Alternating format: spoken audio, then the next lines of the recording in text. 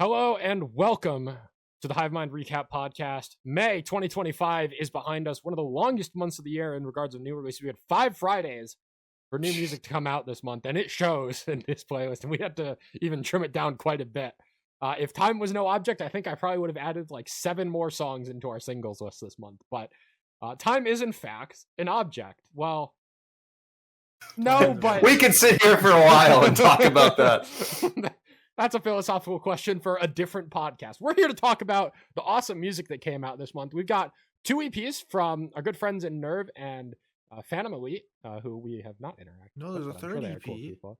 The Acres one is actually technically an album, but it's like... Oh.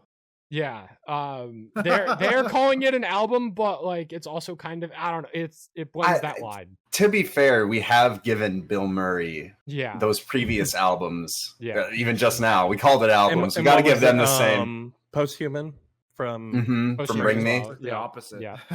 We can't let it be Bring Me and Bill Murray privilege. If they call it an album, so be it. Yeah. Then we got other albums from Sweep Token, obviously the big one. We're going to be spending a lot of time on that later in this episode. And then a couple other albums from Sweep Theory, funnily enough. And then Novelists and Senna also dropping new albums this month. So yeah, a lot to get through. If you want to keep up to date with the podcast, follow us on social media at HiveMindRadio_ on Instagram and Twitter. Subscribe to our YouTube channel. We live stream all of these episodes on YouTube. You can hang out in the chat with us. Share your thoughts about any of the songs that we are talking about. Playlist link will also be in the description of the episode, so you can check out and find any of the songs that we are talking about. And be sure to give us a follow on Spotify and what other podcast platforms there are, Apple Podcasts and however many others we might be on, if you would rather do that.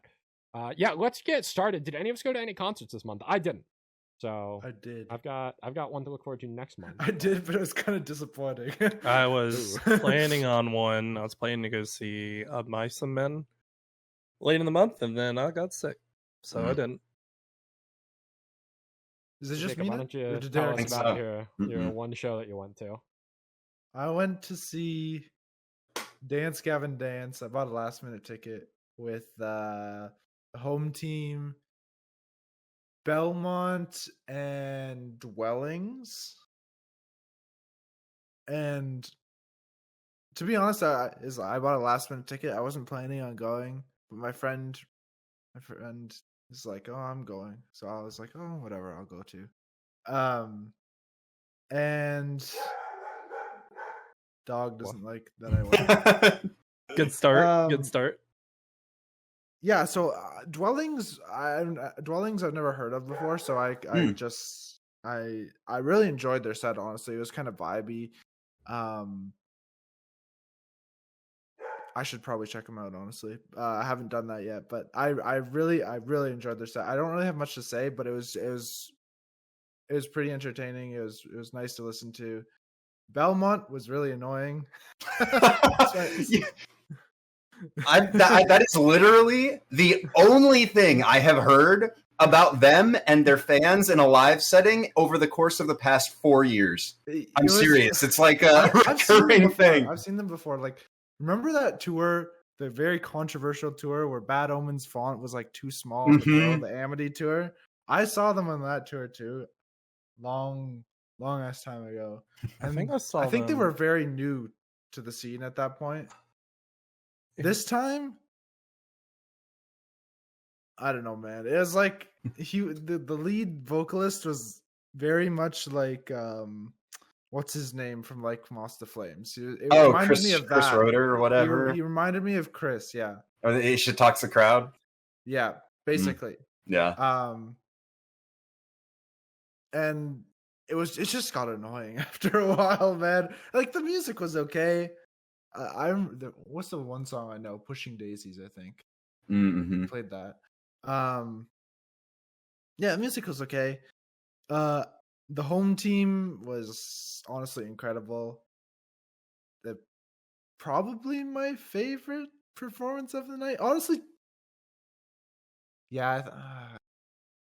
Dance Gavin Dance was good, but it got ruined for external reasons by other people in the crowd. Maybe I'm just getting old. But yeah, you boomer. I am. The home team was good, honestly. Though I really enjoyed them. I've only listened to that album handful of times. I got similar like vibes to like when I saw Don Broco for the first time, and that was actually Dance Gavin Dance.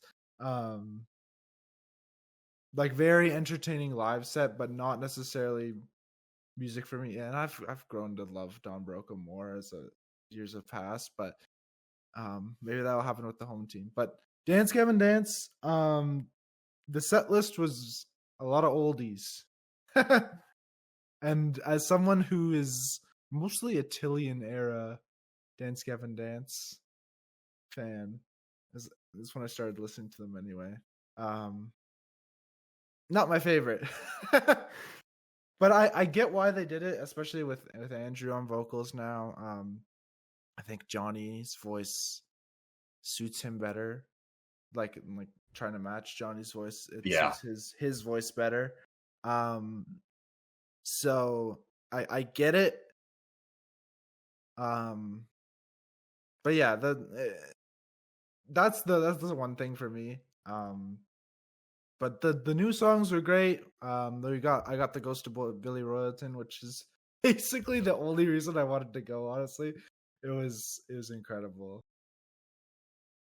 Yeah, probably my favorite. I was trying to remember when I saw Belmont, and I forgot they were on the Rain City headliner last year with Siamese, Until I Wake, and all of them.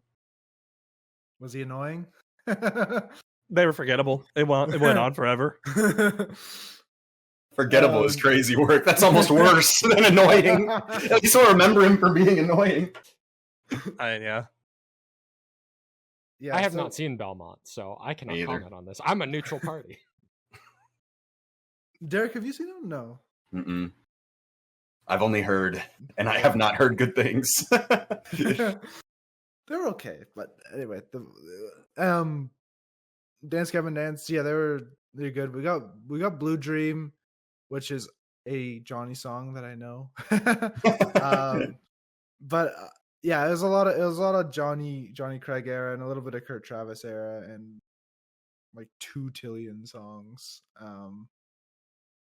So yeah, it was cool. We got to we'll talk about the singles in the episode, but I don't know why he just looks like he's always really bored, except when he's singing. Yeah.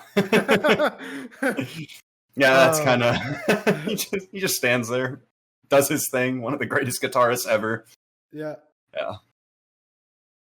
Yeah, and I don't really have much else to say. They had inflatables of the Gavin and the robot with human hair. So yeah, it was okay. It was probably my least favorite concert of the year, honestly. But something always has to be a least favorite. Yeah. That's why we have awards episodes. Crazy that we're like already closing in on halfway through this year and like halfway through another award season. That thought hit me the other day because I was like, man, I feel like I haven't had like a definitive top 10 list or anything in the way that I have in previous years. But then I'm like, oh, well, that's okay. It's like we're not even halfway through the year yet. And I'm like, wait, we are. Hold on a second. Yeah. All right, that's gonna do it for our concert wrap up. I'm going to a show in June, so I'm sure we'll have more to talk about in our June recap episode when we get there. 1 to 2.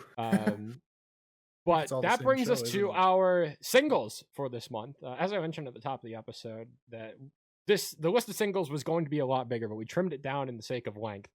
But we still have quite a bit to talk about. So, Jacob, why don't you get us started with this first one? Let me tell you about my single of the month, guys. Loathe have released new single, Gifted Every Strength. Not Evie. Gifted Every Strength.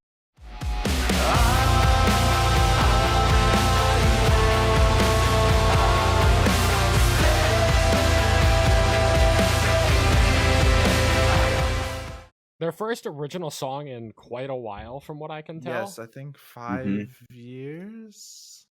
I think I let it in was 2020. Not the only band in this playlist to have come back after many years gone. Oh, yeah. They've been around, though. They've been touring. So it's not like they disappeared. Sure. This I think this is the best Low song ever, honestly. Actually,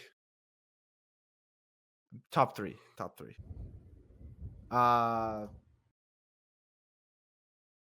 It just has everything. It literally just has everything.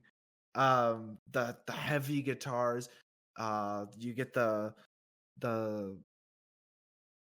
soft section. He's like switch, and then and then it switches to another style of music. I don't even know what to say, man. This song is insane. It was very the Summoning-esque to me, in the sense Yeah. that, I mean, the runtime is similar, but it's like when you have a song that's that long, you really want to make the most of it, and it feels like Loathe really took every single second of this. I'm like, okay, let's tweak this here, optimize this here, and this, it does not feel 6 minutes, but it does in the sense that you feel like you're kind of on a journey when you listen to it. I don't think I could call this my favorite Loathe song, but I think top 3 is an easy, like, objective statement. The guitar tone in this is so nice, dude. It's actually phenomenal. I am very excited. The guitar solo, the 2-minute guitar solo at the end, it doesn't feel 2 minutes, like you said. It doesn't feel like 2 minutes, but it's such a vibe, man. This song literally has everything, and it's not even. I don't even know what it's about, honestly. I haven't gotten into the lyrics. I just love how it sounds. It is an adventure. Yeah, I didn't love this song as a whole, but the guitar solo at the end, very cool. Yeah, one of the marks of a good guitar solo is that it doesn't feel its runtime. You just kind of get to sit there and experience it, and they really. There were a lot of good guitar solos in this month's playlist. Actually. A lot of them. I feel like I forget when I mentioned this. It might have been last month. It might have been March. But I feel like guitar solos are kind of on an upswing. They are. Like, they they're very kind much of coming are. back. Yeah. And I'm all for it. Yeah. There's only so much you can do with a breakdown. Yep. God knows it's been done. Yeah. All right, Sometimes this year. Much more to add. So I want to talk about my most listened to song of the month. We have RTO with their song Split Soul.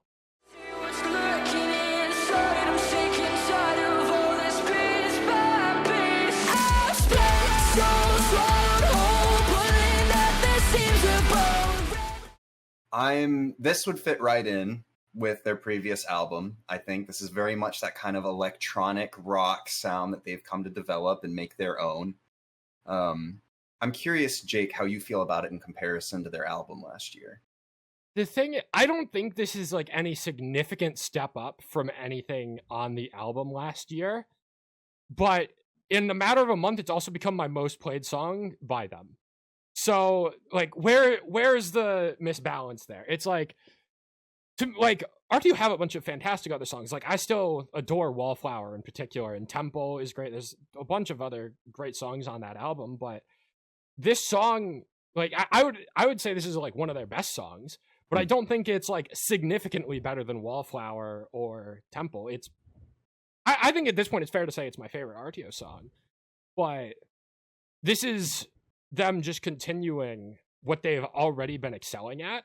And I think the big reason why this has become my most played song of the month and probably my favorite song with them is just the timing of its releasing early on in the month on a week where there wasn't too much else that had really grabbed my attention. So when I was looking for new music to go to, I was like, RTO just dropped a banger. Let me listen to that for the 10th time today, you know? Yeah, Ray sounds phenomenal, as always. The electronic-inspired instrumentation, I think, really is kind of one of the biggest selling points for this band. There aren't many other bands that are, like, the breakdown in this song with the guitar tones and the electronics, like, I'm sure there are other bands doing it similar, but RTO really feel like they have a sort of distinct tone to their guitar riffs and instrumentation and the incorporation of electronics that I love. Yeah, the electronics make the guitars almost a little more crunchy or crispier. It's very, like, I almost want to say jagged, but in a pleasing to listen to way, not in like a grating kind of way. It's yeah, there's nobody else really at this point out there that sounds like them. Like I hear the guitar work on an Ardio song and I'm like, yeah, like this is theirs. Yeah. So I definitely a band that I feel like needs more recognition. I mean, what are they at here? 61,000 monthly for the level of vocal instrumental production talent that's here. I would very much like to see them blow up this year. I want to say they've been close to 100,000 before, like after Babyface released last year. Maybe they were closer to that. I don't exactly remember, but yeah, it's definitely an underrated band for sure. Next up, we have Never Tell, who have dropped a brand new single, Criminal, off of upcoming album, Start Again. All of the pressure I keep trying to erase, started in my heart, now it's getting in my head. All of my composure hanging by a thread, still I can't. 4 years later, we finally have an album. Yes, this is doing numbers, but it's been 4 years since Everything in My Mind. We finally have another album from the guys coming out in September. 13 songs, I believe, with at least one interlude is like an opener into Criminal, which is technically like the main opening track on the album. Yeah, as you're saying, this song is doing numbers for them. The music video is pushing like 300,000 views. This song is pushing 1 million streams in a month. And I think it's deserved, honestly. Like, the guys have been grinding for years, and it's so rewarding to see a band that we've known has been this talented for so long finally get that recognition. We say it all the time. There's so many small bands that we discuss on this podcast that, like, this band deserves to be bigger. This band deserves to be bigger. Never Tell finally did it. They are bigger now. They're on tour with Sweep Theory. They're playing these like pretty big shows all across the country right now. They're no longer the Storage Unit band from Tampa, Florida. Yeah. The interesting thing for me is when I first heard this, I was a little underwhelmed by it, but I think I'm really glad that we had all month to listen to this, because the more time I've had with it, the more it's gotten stuck in my head. That chorus melody of where is it? It started in my heart, now it's getting to my head. All of my composure hanging by a thread. Just that vocal delivery from Jeremy is so infectious, so catchy, and I understand why it's been taken off as much as it has. There's so much pop sensibility in this song. Would I be crazy to say that this is my least favorite of the singles that we've gotten so far? No, I would agree. I don't think you'd be crazy. I also think it's like, I don't really want to listen to any more singles. That's where I'm at. Like, I have have kind of not put this one on the. I've listened to it, but I haven't like invested in it. You know, I haven't even touched this one. I have no idea what it sounds like. I'm waiting for the album. It feels almost a little more generic to me. And like you were talking about, Jake, with like the pop sensibility. And I mean, you know me, pop sensibility is never a bad thing, but but I will say never that asterisk. Like, yeah, never asterisk. Sometimes never. But no, I really do feel like they're at their strongest when they're leaning into what makes them Never Tell. And I feel like this is more of just like a genre statement than a Never Tell song. Like I don't feel very strongly that identity tied to it. So I haven't found as much to connect to it. Who knows in the context of the album, but as a standalone single, it felt like my hype for the album was like rising, and I was I will say plateaued. But it's not going down necessarily, but it's not going like up significantly anymore. Yeah. It's fine. It's a okay song. It's just by Never Tell standards, this is, in my opinion, the weakest single. I don't think this is the best single so far. I still think Losing Faith, and I would maybe even put, I don't know, it's like a close toss-up between Sacrifice and this for my number 2 and number 3. Notably, Shut Your Mouth is not going to be on the album, which was one of the singles last year. So we've just got, we got Criminal, obviously, and then we have Sacrifice, Starting Over, and Losing Faith as the 4 singles for this album out so far. I absolutely think there's a chance for them to make another top 10 album of the year run for myself and potentially any of us here. Because if I'm not mistaken, Everything in My Mind made at least 3 of our top 10 out. Jacob, I don't remember if it made yours, but I think it was like 12 or something. Yeah, it was like up there for all of us, and it cracked my top 10. Yeah, we'll see. I did find it interesting because the first time I listened to this, I didn't even notice that Raul was doing the singing on some of the verses. Um, it wasn't until like I watched the music video and looked into like the lyrics that like just drive out verse Raul, chorus Jeremy, and then once I had like read that, I was like, okay, I hear it now. But I think that kind of plays into like this is like a genre statement rather than like a Never Tell song, because Never Tell, a big part of their identity is Raw's rapping and the sort of hip hop influence. And I don't think they need to do it on every song. It might get a little played out and boring at that point, but it does feel like it's lacking that identity, as you're saying. And I think the fact that I didn't even notice Raw on the first listen is kind of evident of that. Yeah, I'm hearing that now from you for the first time. Like, I didn't know either. Yeah, so. Yeah, I mean, all criticisms considered, still a good song, and I'm still very excited for the album coming in September. Justin.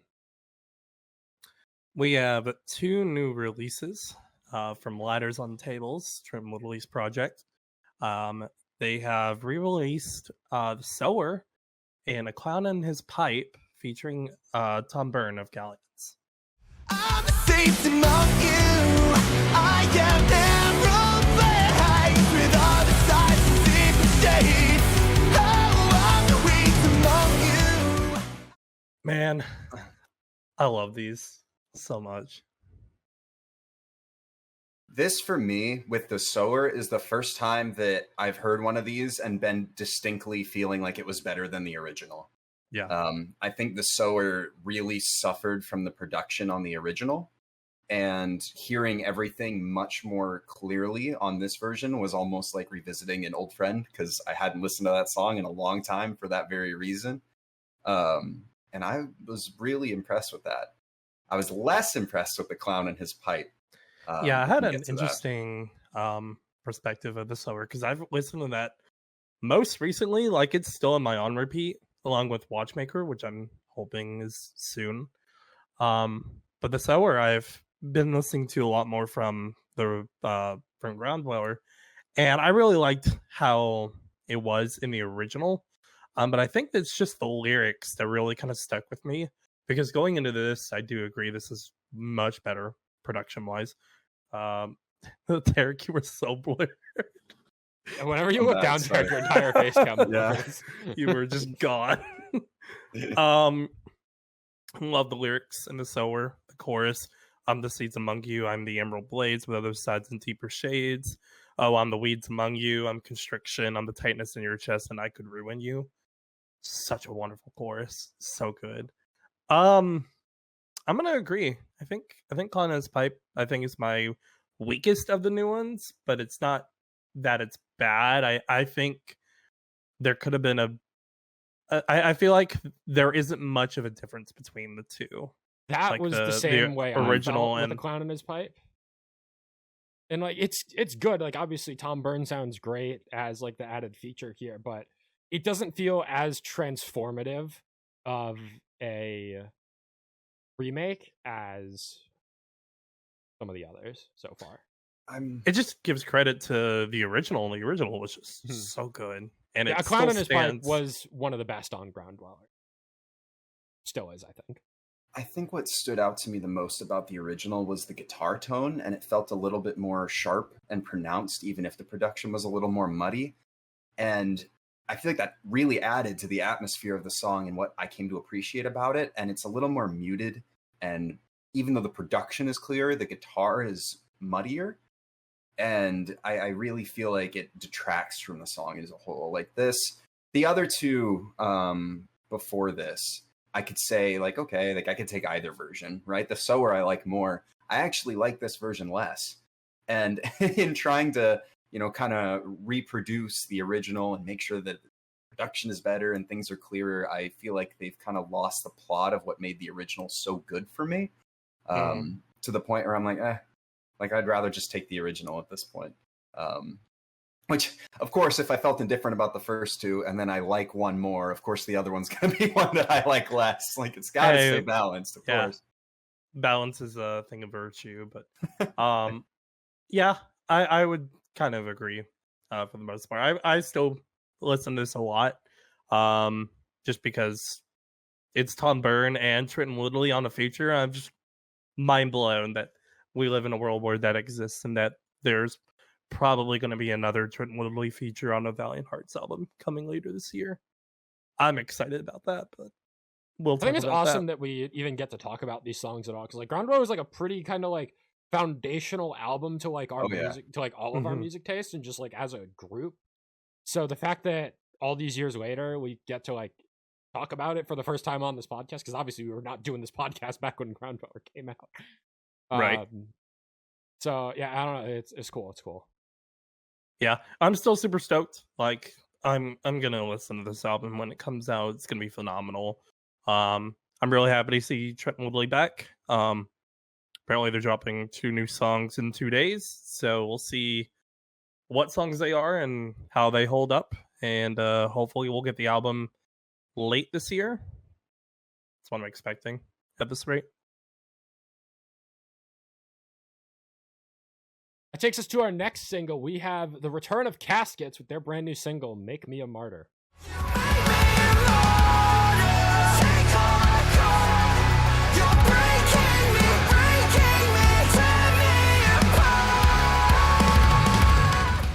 And We got what we wanted, guys. we got what we wanted. Matt did the thing. He did the scream that he does live. And I'm underwhelmed. I think this is their best. I This is think their best this is a since Glass step Heart up. dropped. This is a step up from a lot of the last album, but it's still not reaching the peaks that debut album had. Like, it's good. I'm definitely feeling a lot more excited off of this lead single compared to how I was on the release of Guiding Light for Reflection. That's But fair. it's no Glass Heart, it's no Drowned in Emotion. It's still a really damn good post-hardcore song with, I think Matt screaming is good. He's been doing it live. I think it was kind of inevitable that they were eventually going to put it into a song. I hope that they still lean into just being a post-hardcore band, and that Matt is comfortable screaming on songs. Doesn't mean they're going to do like the super heavy metalcore thing, because I think that Matt's clean vocals are really where this band distinguishes themselves. We'll see where it goes in the future, but I think as a return single for the first song since the album came out late 2023, it's been a while since we've heard anything from this band.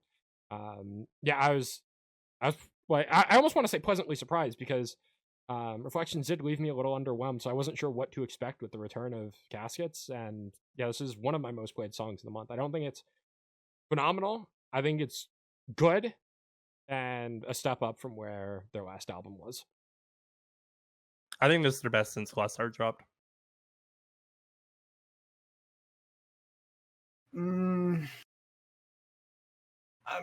I'll think- give it to you, maybe. I I'll think give you a Glass Heart 75% also of Glass Heart confidence. really had the surprise factor, because all they had at that time was an EP that was pretty good, but had some And memorable Falling songs. Apart. And Falling Apart is a standalone. Well, that was part of the EP, right? No. I don't think so, yeah. Maybe. Okay. Let me see. I just listened to Falling Signs, Apart right? like a Nope. week or two Nope, ago. it's not. So Interesting. All right, cool. I think Believe is a good song on the last album. yeah, There's Believe's some Believe's okay all songs. right. Yeah. I still think was it More Than Misery with Telly? I Yeah. think that's still the best Mhm. song on that album. That's just because as Telly on the but- cleans though for me.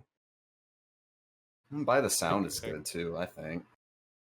I think Sound was one of my least favorites on the album. Really? Where our opinions Oh, on I do remember us being Our really opinions divided on our on favorite Caskets songs. are very Yeah. divided. And our Yeah. opinions on Caskets have always been divided, so I'm not surprised by any of this. That just means that Casket is like just a really good all around band. Yeah, If we're so divided on like what our favorites are. there's something for everyone, probably. Unlike this next Hopefully. band. Right, Jacob? Oh.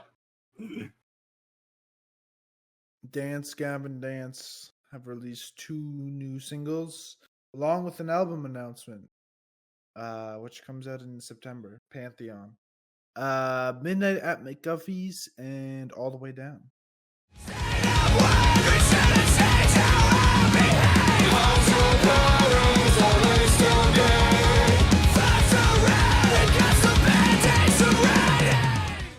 They're all right. These, in my opinion, are the most like grower lead singles that they've ever released.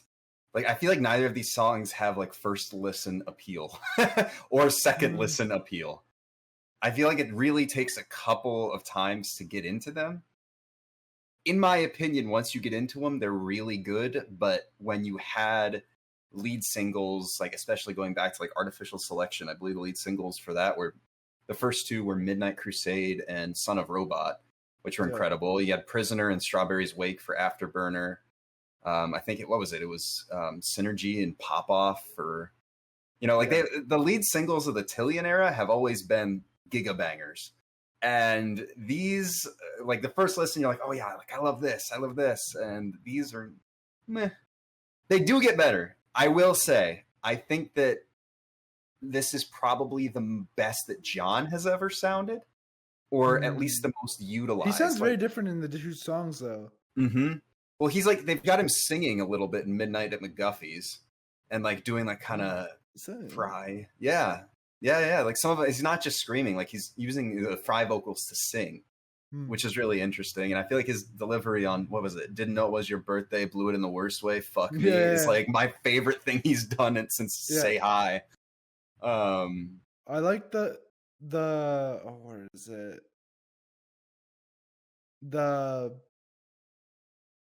Where is it? I can't find it in the lyrics. Oh yeah, my inner baby needs its child support. Can you help me pay? That is him, actually. Yeah, that is.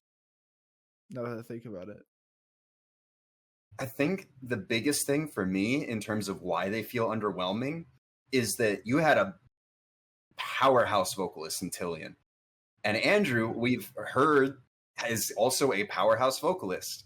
But it feels like he doesn't shine on either of these. Like, I want to hear more from him. That's true. Like, I haven't had him. There's only one moment in Andrew era vocals that has been like wowed me, and it's in Straight to the Heart, Straight Through the Heart, Straight to the Heart. I don't know. One of them. And I still haven't gotten a moment like on Evaporate or Nothing Shameful. Where he shines like crazy. I think there's that moment on Straight to the Heart that is okay, but you're right. I haven't seen the shining moment like he does on those two songs. And that to me is what makes, like, obviously John, I feel like, has leveled up a bit, but that's what makes John's vocals work as much as they do, is you've got this kind of higher pitched, like something to contrast with, and like a thing that soars so he can stay kind of at his same level. And Andrew's the one who's a little bit more monotone on these, which I feel like, to me, that's why it takes longer to get used to. I think they're trying to make him sound like Tillian. Am I crazy?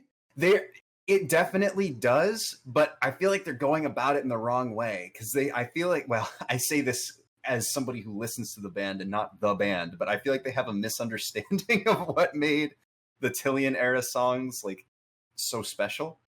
And by putting Andrew in that role without fully utilizing that same breadth of vocal range, they've kind of missed the plot a little bit. But again, there's like it's 13, 14 track album, something like that. There's plenty of opportunities for them to do that. I'm sure the album, I didn't know how it was going to sound after Speed Demon and Straight to the Heart, but this is good. I really like these. I'm optimistic for an album again, which I didn't think I would. I really like how Will sounds on Midnight at McGuffey's. And that's like one of the memories I have from the concert. While he's singing this line, he had this huge grin on his face. Also, the oh, I love it. It's probably the best part of the song for Andrew anyway. For Midnight at McGuffey's. And all the way down, we get the fantastic line of, well, fuck you, Gavin, I don't dance. Which is... I never thought this band would name drop themselves in a song, because how the hell are you going to pull that off? But now, the real question is, Jake, as somebody who is seldomly a fan of Tillion-era Dance Gavin Dance, is the assessment still, it's fine? I'm just disinterested at this. It's not even fine. At least he's honest. I mean, yeah. Why not? I didn't even listen to these until 2 hours ago. Like when they dropped, it was just Dance Gavin Dance dropped a new song. I don't really care. I actually think the problem is he's trying to start too hard to sound like Tillion. Yeah. That moment in Straight to the Heart, he doesn't sound like Tillion at all. He goes into like his lower range, and it sounds amazing. I would love a song from them where it's only uncleans and it's just Andrew and John going back and forth. That, to me, that's something that Tillion couldn't really do. And God knows he tried, and it did not sound good. So hopefully we'll get something like that. I don't know. I'm optimistic, but for anybody, Jake, this isn't like side eye at you, but for anybody who listened once and wrote it off, like, these two songs more than anything else in their discography, I feel like really you need to spend time with it in order to enjoy it. My plan for this was also to just wait until the album comes out, because I know after how many Dance Gavin Dance albums have I heard at this point? 2, 3? Something like that. And I've only picked out a handful of songs off of all of them that I enjoy. I like Dance Gavin Dance are not a singles band for me. The singles are never going to really catch my attention unless it's Headhunter? Unless it's Headhunter. The Headhunter exception. The Headhunter exception for sure. So like, I feel like if I'm gonna end up liking either of these songs, it's gonna be when I do my first listen on the album, and I'm in like, okay, I'm listening to Dance Gavin Dance, and I'm going to be listening to Dance Gavin Dance for the next 30-40 minutes or however. And not like, okay, here's a list of 10 new songs that came out. Oh man, I have to listen to Dance Gavin Dance next. I want to listen to something else. I'm more optimistic than the last album. Like, I would say it can't so be too. worse. It can't be worse. It's not possible. They definitely ran their course with Tillion for Jackpot Juicer. So hopefully having Andrew in this role will, bring up some of that creativity. I just, like you were saying, I hope they don't try and slot him into Tillion's role rather than letting him do his own thing. That's what has me worried with these two. We'll see. Time will tell. We got 3 months till the album drops. Yeah. Speaking of albums, we have another album announcement from this next band. Derek, why don't you take this one away? Sure. Fox Cult have released their newest song, City of Rust.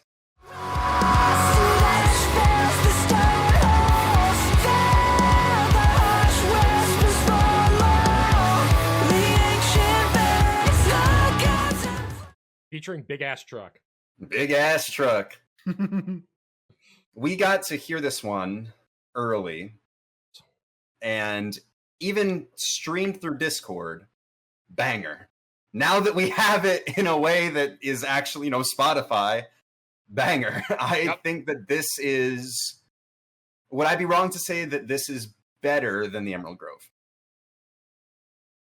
I don't think so. I think this is better than the Emerald Grove. It's I also high bar think to because set. Tom Byrne. That's true.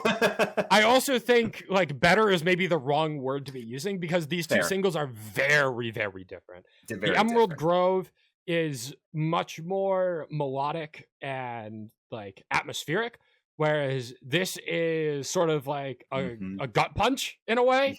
It is heavy, and you get like the clean melodic chorus part, but like the essence of this song is heavy guitar riffs, harsh vocals, breakdowns, and much more leaning into metalcore. So I think it's really, unless like the only real way you can say one is better than the other is if you think that metalcore is a better genre than post-hardcore.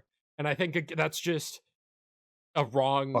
I don't believe that. So I'm just let me retract my statement. I like it more than the Emerald Grove. That would have been me like 5 years ago, maybe. Now metalcore is stale and boring, but this is far from that. This is metalcore done really, really well. Production still, even though it's a different style than what we're used to from them, the production still shines. I mean, it's phenomenal. I'm very, very excited for this album based solely off of these 2 singles. Normally I would be like, oh, I'll listen to 3 singles, maybe 4, like off of an album. This is one where I almost don't want to, so that I can just sit down and experience it. Like, the band is too good. I don't know how else to put it. Like, I enjoy their full project, especially so much with a band like Foxcult that puts so much effort into the lore and Absolutely. the writing and the storytelling. Like, this is going to be like this. The Emerald Grove is a concept album. I think that they've explicitly said that, and I think that we should be taking that into consideration with the album, that the singles are part of a bigger piece, and obviously that goes for all singles that lead into an album. But I really feel like for Foxcult, there's like a distinction between singles for most other bands in the genre and the singles that Foxcult are putting out, because the story is really only going to click when you hear it in conjunction with everything else. Yeah. Did we also talk about that ever so slight pause in the breakdown? So good. It's so good. Every part of this is so well crafted. I'm very much a fan of everything that they're doing at this point. They have yet to miss for me. And they did not fumble the vocalist switch, which is often a curse for many bands. There are very few bands that have survived the change in vocalist, but Foxcult are doing it with flying colors. Oh, absolutely. 2 different styles. Flying of music watercolors, maybe. Yes, you're cooking, Jake. Let him cook. Justin, why don't you tell us about this next one? Yeah, Say 6 have dropped a single featuring Matt of Rain City Drive. The single's called Easy Exit, off of a EP that has dropped since the time of recording, called Limerence. You know what you are, not even who I expected. It's kind of bangs. This kicks ass. This is really good. It has a very modern sound to it. Like, it feels like a song from like this era of like pop post-hardcore sort of thing, which is exactly what Rain City Drive have always been doing. So getting Matt as a feature on this is just a fantastic touch as well. But like the production and the mixing, it feels, I don't know how else to describe it. It feels modern. It doesn't feel dated by any means. It doesn't feel like it's something that could have come out 5-6 years ago. Yeah, I agree. Instrumentation on this is great. The second chorus change up, where it's like a little bit slower and less instrumentals, and then just kind of kicks in. Done so well. It's very good. Guitar solo is also good in this. I have, since this dropped, the EP has dropped, and I went and listened to it, and it's really good. We'll talk about it next month. So I definitely recommend it if you are a fan of this, because shit bangs. Yep. Yeah, this style of like emo tinged post-hardcore that's been coming up over the course of the past year or so is so fucking good. Like it's everything that I want out of the genre. Like I'm all for it. Yeah, I definitely recommend that EP to you, Derek, when we finish. Absolutely. I'm definitely going to be giving it a listen as well. So. We'll probably go into more detail about this when we talk about the EP tomorrow, next month. All right, that brings us to our next single. We have Adept, who have dropped their first new song in 9 years, Heaven.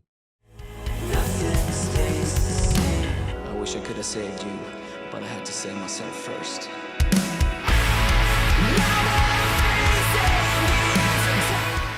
It has been a minute, you could say.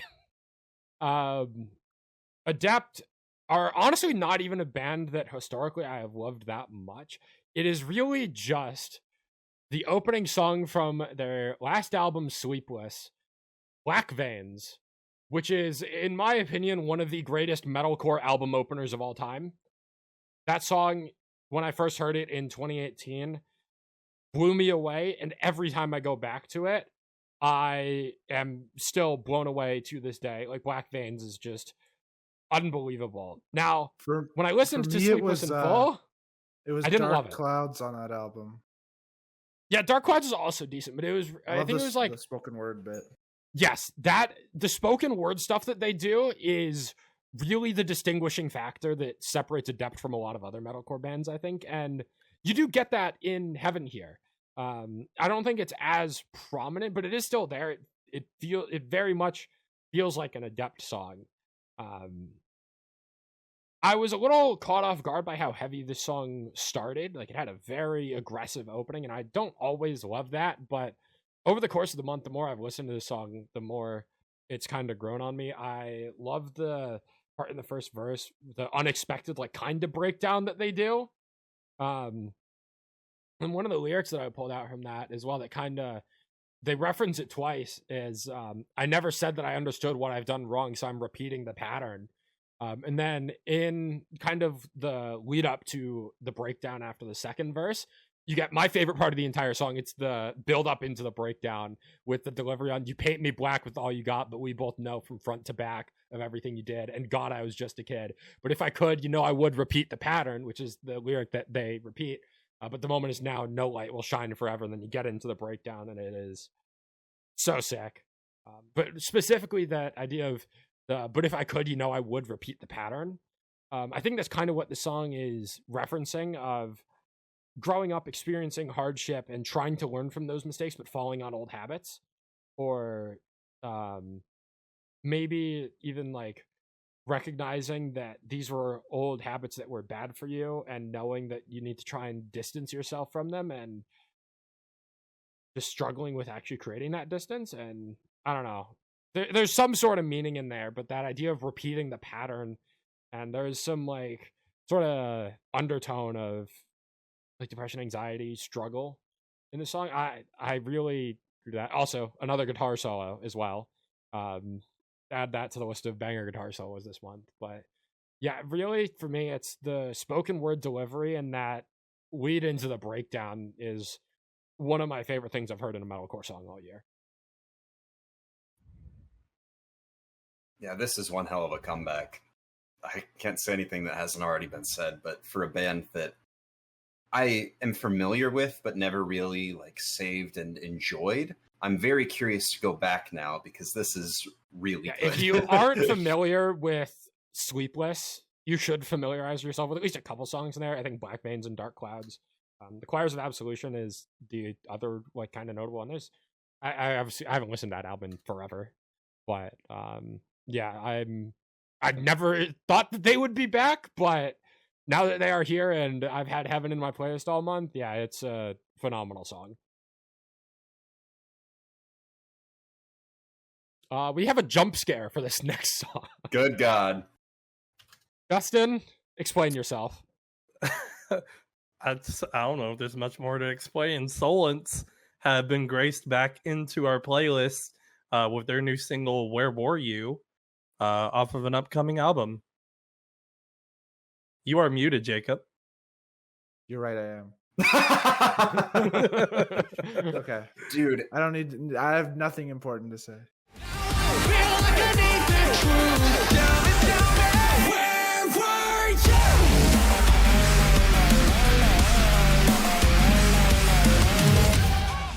When was the last time that we talked about this band positively? Or it at had all? to have been before. I've talked Direction about this drops. band positively. We Okay, used to yeah, talk you don't about this count. band Get out of here. every month. When everyone else talked about them. It was probably Yeah. when Good Fucking Music dropped. It was probably when they were last on the playlist.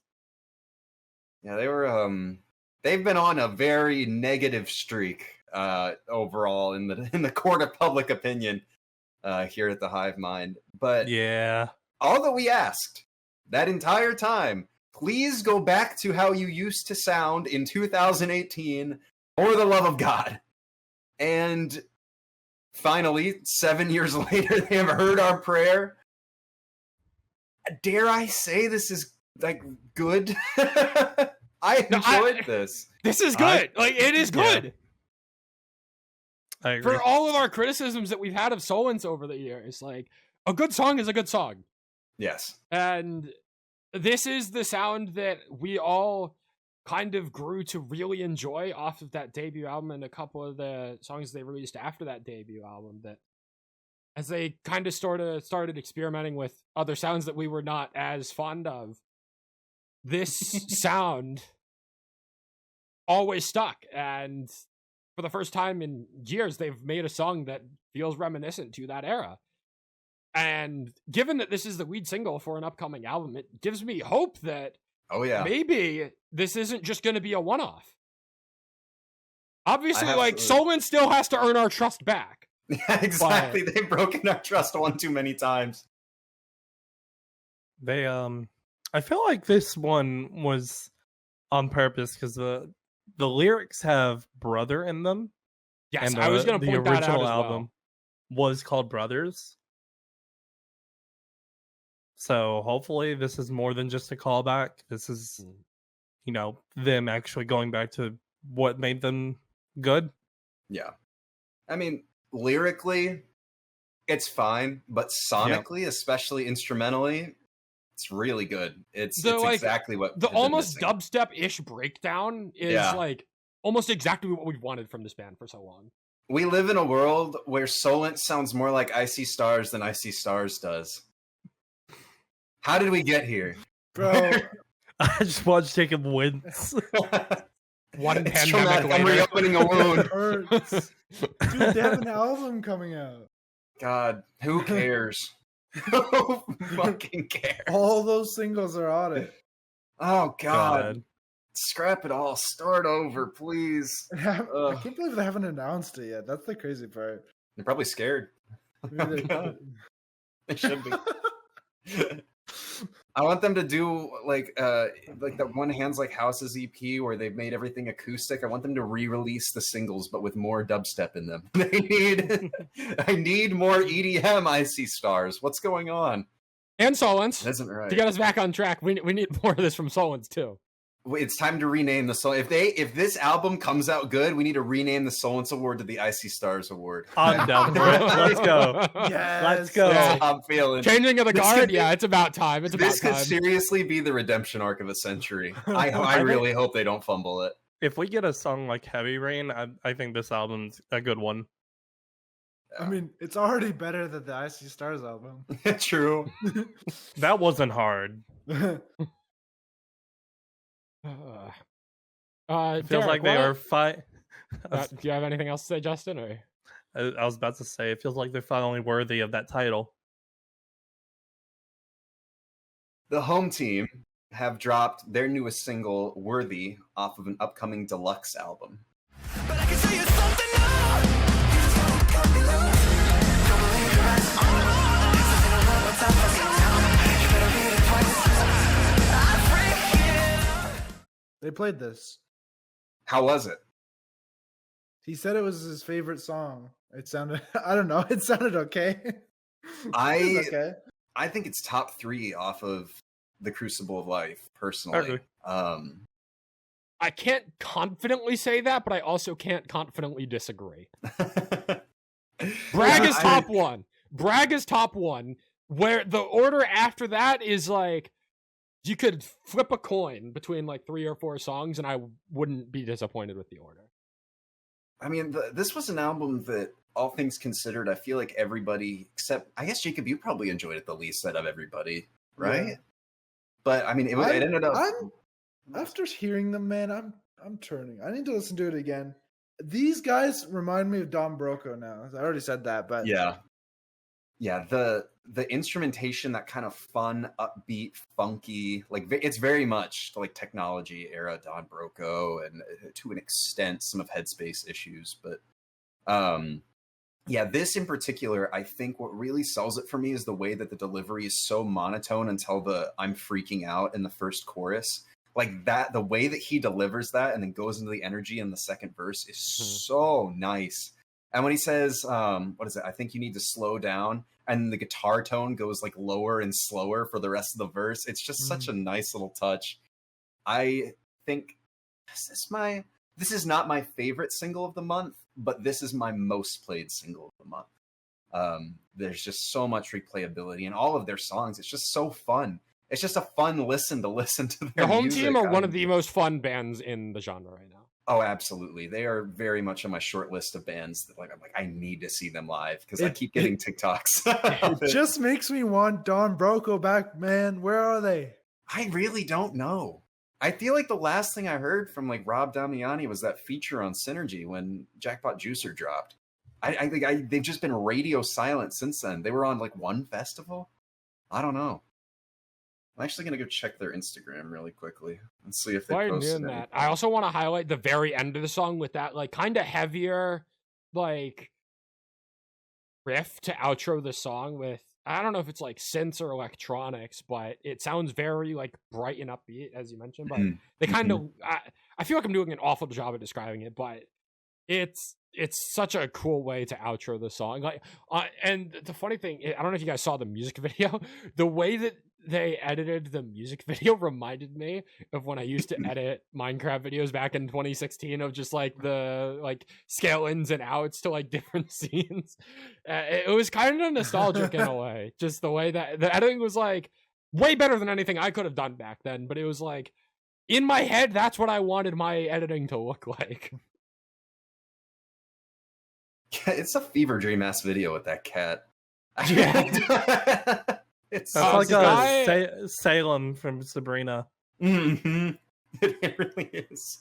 Like, what the hell's going on? The guy that did the So music wild. video posted an Instagram reel breaking down like the VFX of the cat and how he made it like into the video. It was an interesting watch. I recommend checking that out if you haven't. It was interesting, especially someone that's into like the production side of things. But yeah, Home Team Deluxe. Maybe we'll get another song and we'll be talking about it. Who knows if it's just one and then a couple of acoustics or reimagines or whatever. But yeah, this is great. Also, Don Broco, they're on tour in the UK this summer, but no album. So hopefully maybe new song played on tour, lead single Nice. for an album. Fingers crossed. At least they're touring. That makes me happy. They're not completely radio silent. gone. Yeah. Justin, talk to us about this new band that you found. Yeah, this month had some really good singles, in my opinion. This is one of the first. We've got Ghosts That We Knew, a Minneapolis band here in the US, with their new single, Stay. Smoke will rise if we stop the flame.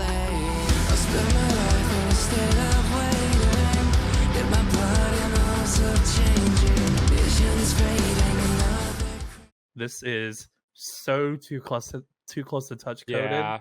Dude, the guitar like intro, What about- I don't it's Yes, not a riff. it It is- just sounds like Novocaine. Yeah.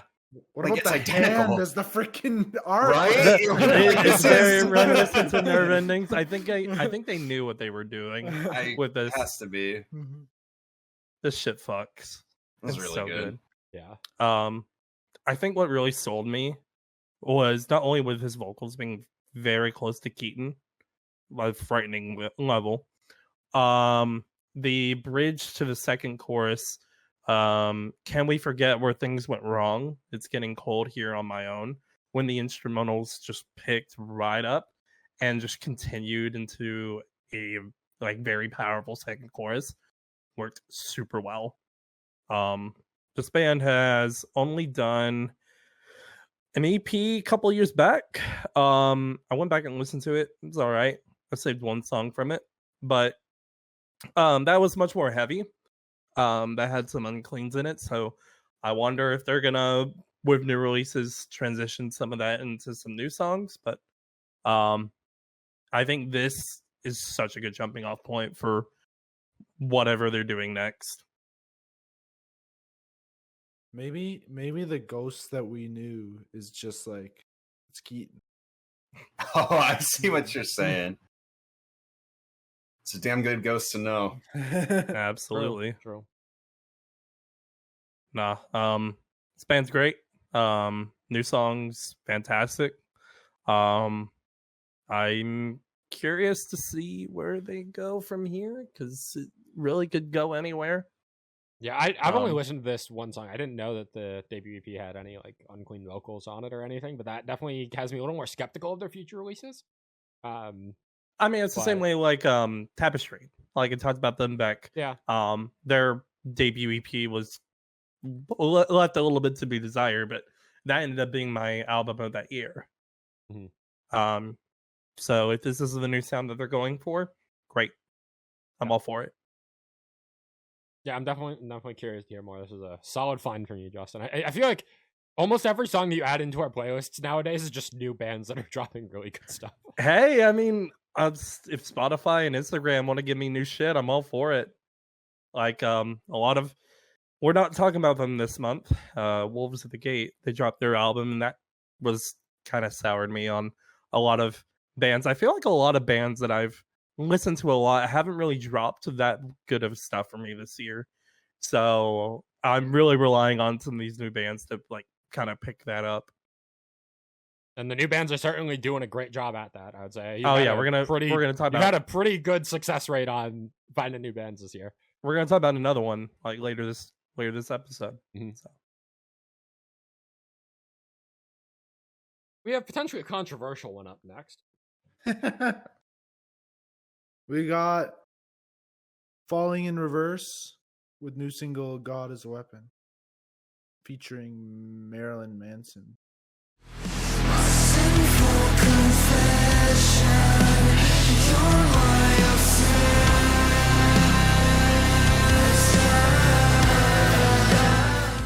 I abstain from the discussion.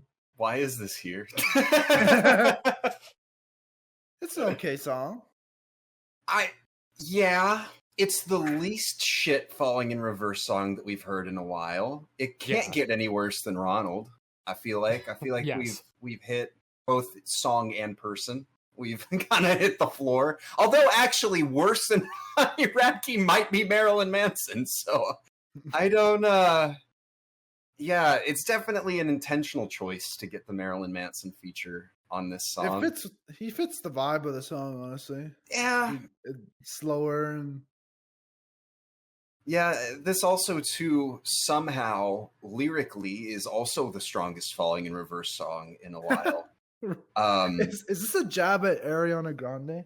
Or dude, he could start beat the fucking anybody. He's got Marilyn Manson on the song, for God's sake. Who knows what he wants?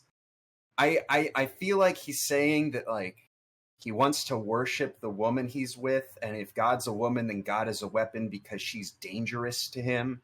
Which, if we wanted to talk about that, there's another song in this playlist that does it way better off an album.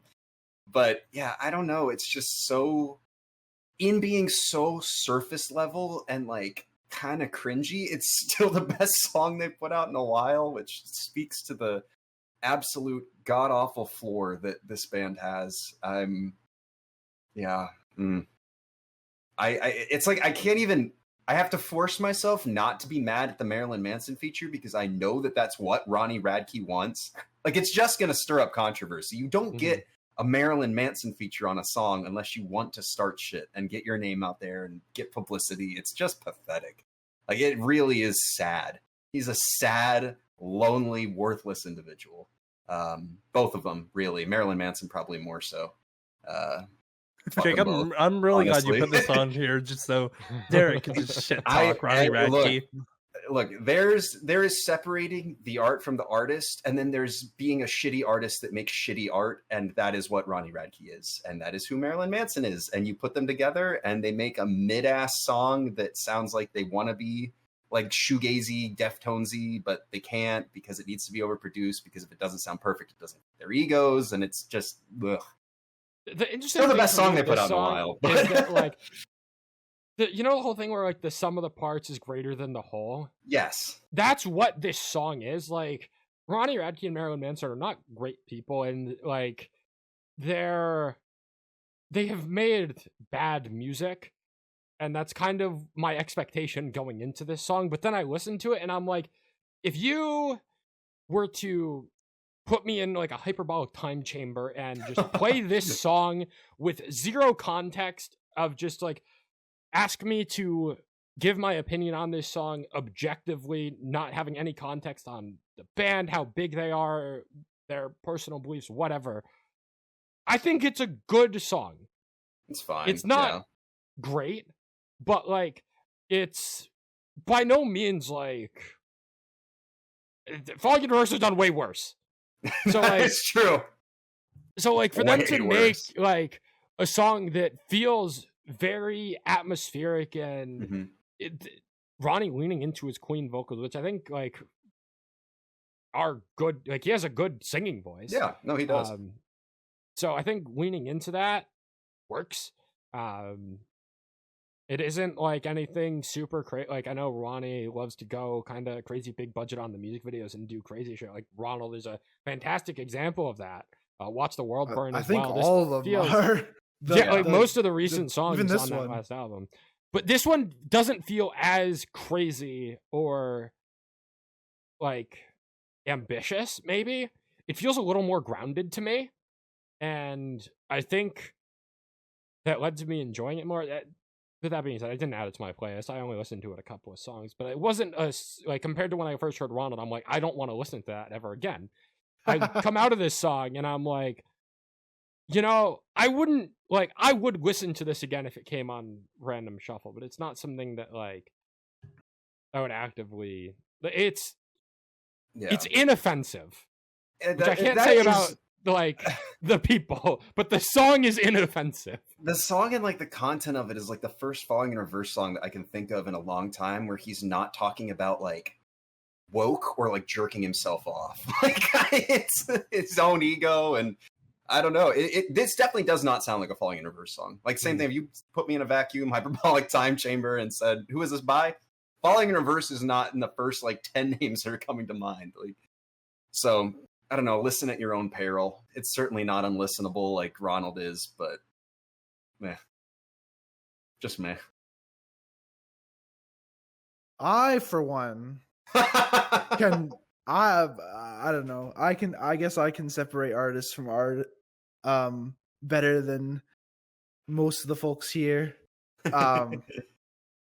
Because honestly, this song I put it here not because I've listened to it a few times since it came out, but it made me go back to the album from last year. Mm-hmm. Yep. I think that was last year, right? Yeah. And there's some good songs on that, man. There's like like All My Life with Jelly Roll. What's the one with the piano solo? I don't even remember the name. Anyway, there's one with the piano solo. Look at this track list. I like that album more than I remember, honestly. Voices in My Head and Zombified were both good. Popular Monster is still my favorite song by Falling in Reverse. Oh yeah. That is, like Ronald, the song aside, like a lot of the songs on that album do have, like he's got a good ear for melody and a good singing voice. It's just some of the things he sings about kind of ruin the songs for me. I think that the Tech 9 feature on Ronald is pretty good, honestly. Really? That shit was fucking god awful, dude. That was terrible. I mean, really weird. It grew on me.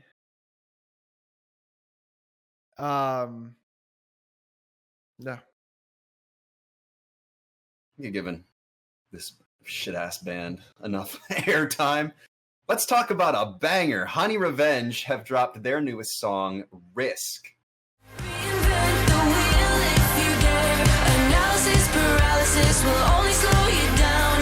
On a whim, it's sink or swim. Try not to drown. Which is tied to the new era of Honey Revenge. We don't know if there's an EP or an album or anything like that coming, as far as I know. Jake, I know you're kind of more on top of that than I am, so let me know. From what I know on the set list, they are playing this song on their upcoming tour, and they might be playing 2 other new songs.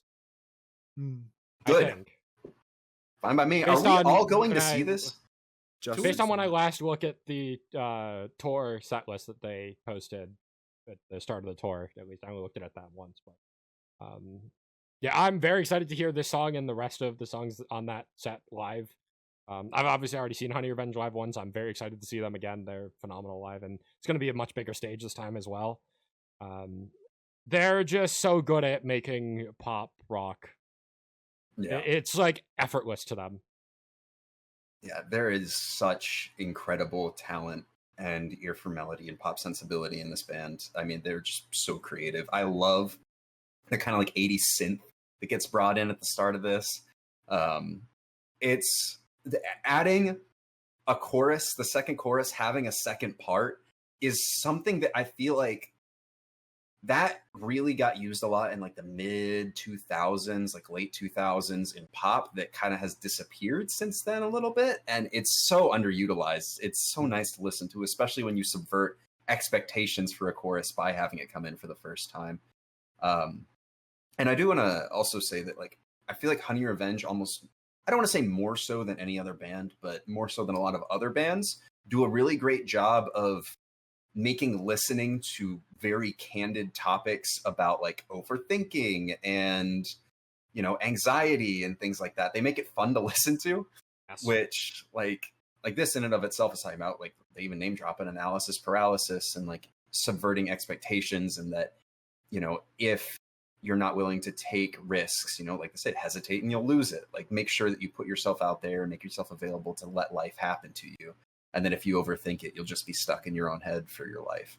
Yeah, Which, now that you again- mention that, it brings me back to one of my favorite lyrics from Primrose Path, the Dream State album from years ago. It stuck with me. Literally, like, we're running on almost 6 years since that album came out, but the lyric from Open Windows, we're just sitting behind open windows waiting for a way to pull the blinds close, of just like the analysis paralysis, hesitating of like, you have the opportunities in front of you, but like, are you going to take the risk to go for it? Like, Open Windows, one of my favorite songs on one of my favorite albums of all time, and that message is something that's really stuck with me. And I think Honey Revenge have portrayed that message in a very fun and relatable way, for sure.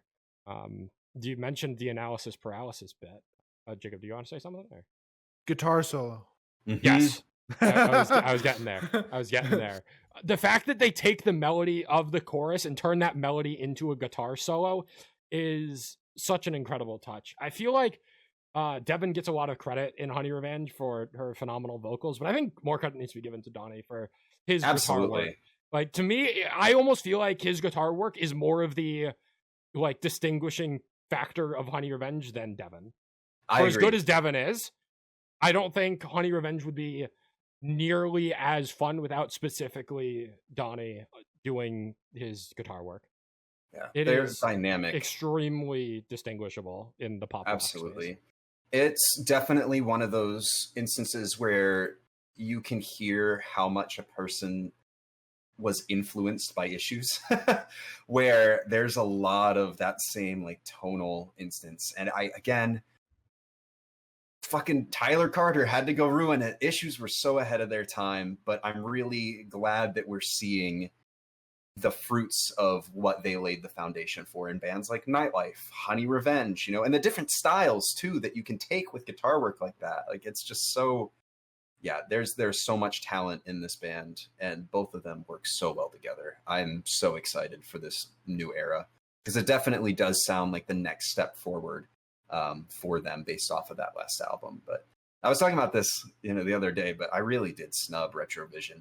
It should have been in my top 10. I don't know why. Even I put it, man. I know. I fumbled hard. It was my own fault for not listening to it enough. But I'm making sure that I give it its flowers now, because this Honey Revenge are an incredible band. This is a fantastic song. There is not a single miss in their discography. Yeah. Yep. Justin, you've got 2 more new bands coming up. Yes, Let us hear sir. We got Ezra dropping their new single off of coming whatever. The new single's titled Expired Medicine. You already know this. Frozen and fractured thanks to you. I guess I learned my lesson. Justin. Sacramento, Jacob. They actually played with Nerv for their Lost EP release show. They were one of the openers for it. And that checks out, because this feels not too dissimilar from the post-hardcore means pop rock sort of sound that Nerv has going on. This is A like little bit heavier, but this has like a punk style to it. Mm-hmm. I think it's mostly that chorus. Just It's something very about punchy. something about it just makes me feel like very old school, all time low. I really enjoyed this. This was a later edition, probably within the last like week or so, but I really enjoyed this. Yeah, this is really, really good. Agreed. I don't have too much to say on it in particular, but they for another small band that has just checked off all the boxes of here are all the things you need to do to make a good pop rock post hardcore song, and you have done all of them. Now you just need to kind of keep working on your discography and making that sound yours, because I think Azera have a lot of potential for sure. Yeah, they've only got less than 2,000 monthly listeners, so Jeez, I wouldn't have guessed that. That's crazy. there's room to grow. All right, we have another new band for the podcast. Shout out Finland, because Beyond Awareness have dropped their new single Trapped off of an upcoming debut album dropping later this year.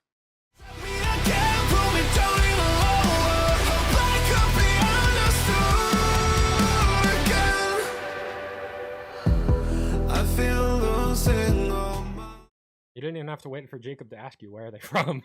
He Nope. saw me leading forward. I was, dude. I saw they were from Finland. Like when I found them, I was like, noted, got it. This Same must label have as gone up. Blind Channel was previously on, and Cyan Kicks. So, to me, that was a kind of a stamp of approval. Like, okay, this label has already had some proven talent come out. So when I heard this and listened to it for the first time, I was not surprised that it is as good as it is. Dude, this is my single of the month. It's so fucking good. Easily the song I've played the most. To the point where I've gone back and listened to the 3 other singles that they've dropped for this cycle. And all of them are fantastic. Really? Really good. Yes. Oh yeah. Like I am stoked about this album.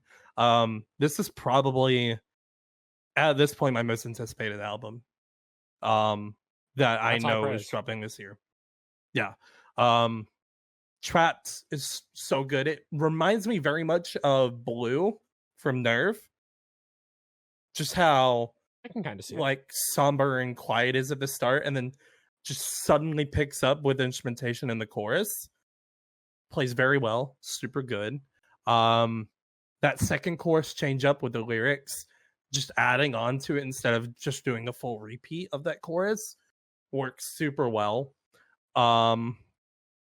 Just I really enjoy the vocals on this, the instrumentation, something about singles this month for me that I found from these new bands. They really struck a chord that I haven't heard this year, and it's super refreshing. I've really enjoyed all of the new music that Spotify wants to throw at me when it doesn't want me to have Jake's, when your algorithm bands. isn't catering to me instead. Yeah, Right. like The when it amount of caters times to that's me, happened. it brings in the heat, and I'm super stoked about this. Talking about what they've previously dropped, I think my favorite from them is a song called Lifeline. They haven't teased like the album track list or anything like that, so I have no idea where each song sits, but all 4 of these songs I'm looking at right now are just phenomenal. I'm super stoked about this album. Yeah, I'm after hearing this song, I'm not gonna go listen to the other singles. I won't do that No, to myself, but Save Yeah, it. I'm waiting for the album to hear anything more beyond this as well. yeah, I'll take your word for it that they're fantastic and patiently await this album because this was really good. Yeah, I think it's dropping in the fall, so I would assume probably September, October. And fall's starting to look kind of stacked. Yeah. Yeah. Every year it always happens. That once September happens. I mean, me personally, June is looking kind of crazy for me. With the combination of Hot Milk and what else? Royal Lynn as well. We haven't talked about Royal Lynn in a while, but that was an Mhm. artist I discovered last year. That her debut album's coming out next month on the same day. So, Yeah, I can't wait till June to when Jake snubs Awaken I Am because he listened to too many singles. no, unironically, I can already tell you that's going to be my excuse for Awaken I Am. He's I calling can it already now. tell You said it when like the last few singles dropped, and then you haven't As stopped soon as yourself. Awaken I Am announced the release date for the album, I knew it was over. Like that was Yeah. the nail in the coffin. It's so funny that he pre-fired the excuse. He's got it ready. Like, I know I knew myself. it. I know myself. I knew it. He couldn't stop himself. Anyway, let's get a move on.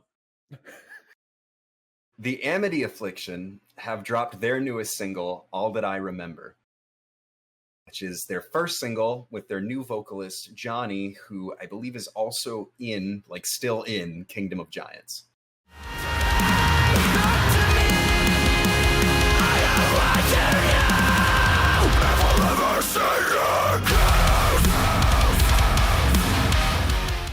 So now A very Amity is unexpected no longer move. Australian metalcore; they're Australian American metalcore. Yes, it's an important distinction. So, as far as I know, I think it's Aaron, I don't remember how you pronounce it, Aaron. who has been their vocalist since the inception of the band, like 2 decades ago, I think. Left due to personal conflicts, both with the band and with himself, in terms of sobriety and things like that. And a lot of people I were think he got kicked out. well kicked out. Okay, yeah. So he got evicted from the Amity Affliction, the Amity Eviction, if you will. Yes. And since then, he's apparently started a new project, and a lot of people are wondering how is Amity going to sound without him, because he was a founding member. He has been a core member of the band's identity, and now they sound better than they did when he was in the band, in my opinion. I think that they sound a bit more generic and less like Amity, but I think that that's just by virtue of the fact that Aaron was in the band for so long, and that if you just focus on Joel's uncleans, which in my opinion still make this band very unique, you still have at its core the Amity Affliction. The Amity Affliction was 3 things. It was Joel's uncleans, it was Aaron's cleans, and it was always talking about depression or religion. And they're still talking about religion. They've still got Joel's uncleans, 2/3 majority. This is still the Amity Affliction. And I feel like they haven't really skipped a beat. They've gotten better. I think above anything else, my favorite part of this song is the guitar work. I think that the riff in this is so fun and bouncy and catchy. I don't love this song. My God, that riff. It's That nice. riff. It's real nice. And I think the 2-part breakdown is great as well. It hits. The production on this, in my opinion, is the best that Amity has ever had on any of their songs. It's so punchy in every respect. The vocals are clear. I think that was one of my biggest things that I didn't like about Joel's Uncleans in the past is you don't really you feel them if they're emotional, but you don't feel them like they're not in your face, like kind of booming down, crashing down onto you in a way that I feel like they are here. The final chorus where you have him drift off with the last "not to me" before like soaring back into a higher note than it was before is fantastic. I think that if this is a lead single for an album, this is now my most anticipated album of the year, just by virtue of this alone. I think that they've low-key contender for most improved artist of the year, and that's coming from an artist that I already enjoyed. So we'll see. I know that opinion is not necessarily shared. Jacob, if you have any thoughts, I know you weren't too high on this when it dropped. It's okay. Yeah. Yeah, I agree with you. They're a lot more generic sounding now. Mm-hmm. And I said before the single dropped, I knew it was coming out like a few hours from when I said this. It was like I have no interest in the Amity Affliction anymore. Yeah. With the new vocalist, because I kind of expected them to go like a We Came as Romans route, where they just go all uncleans, and I was just like, nope, I'm done. I'm glad they do have the singing vocals still in it. It's okay. I still like Aaron's voice better. Honestly, if I wanted to remove anyone, if I could Move the chess pieces of the Amity Affliction around. I would kick out Joel. Yes, I am with you there. I am with you there. Joel is the reason I have struggled to get into Amity for so long. I think Aaron was phenomenal. I think Johnny sounds phenomenal in the chorus here. It is Joel's unclean, harsh vocals that have always been the biggest barrier to entry for me with the Amity Affliction. And this song really isn't any different. I just want to clarify, that's nothing to do with them as people. It's just how they sound. Yeah. Now, Aaron's vocals are definitely more accessible and like enjoyable in general to the general populace, but I don't know, I feel like they haven't skipped much of a beat. I think Johnny's a very good replacement. It's ironic. An unexpected replacement, but yeah, I wouldn't have thought of this at all, but he fits like a glove. I'm very happy with this.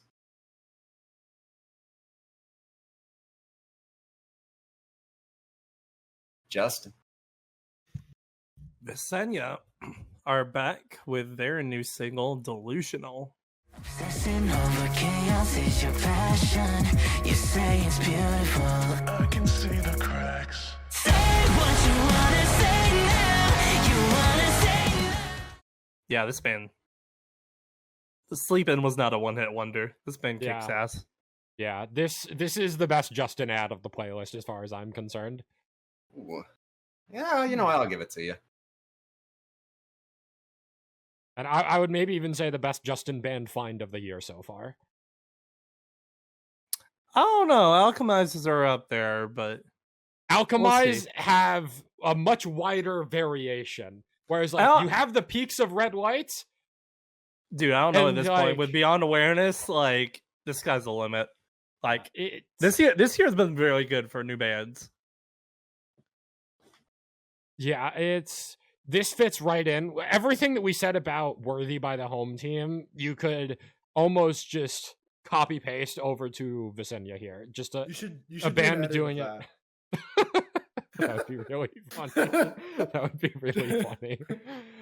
It's just a band doing the pop rock with a level of swagger and fun to it that like inspired by Issues and the home team in a way, and a small band that's doing it, and they got the memo. They know the sound they're going for. They see the bands at the top of the genre doing it, and they have figured out how to do it themselves. For a band this small, there is not a significant gap between them and other bands at the top of this sort of pop rock kind of sound right now. I'm really glad they found the sound with this like particular sound. And if you go back to their EP a couple years back in 2019, like the sound wasn't too far off, but I feel like this is much more refined for them.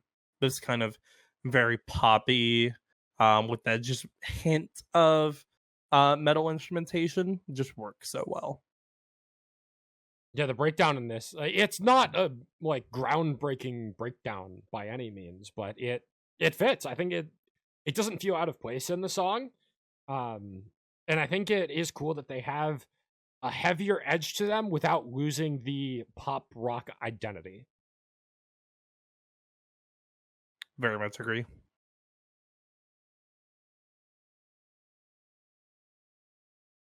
All right, I got a handful of songs to round out our singles here. Grandson has returned with his first new song in close to 2 years. We have Brain Rot off of upcoming album Inertia, releasing in September. Is a mirror, and I am just a reflection. Or dopamine. Welcome to the hell we're living in. The ending of the world we're witnessing. You can cry for help. Another September release. Yeah, so many September. I want to say it's Never Tell, Fox Cult, Dance Gavin Dance, now Grandson, and Beyond Awareness. Beyond Awareness potentially. I mean, it's not official, but probably. I want to say 1,000 Below is the next song after this. I want to say the 1,000 Below Out. Is that September or October? That's August. August? Okay. My bad. Early August. But yeah, Grandson, Inertia.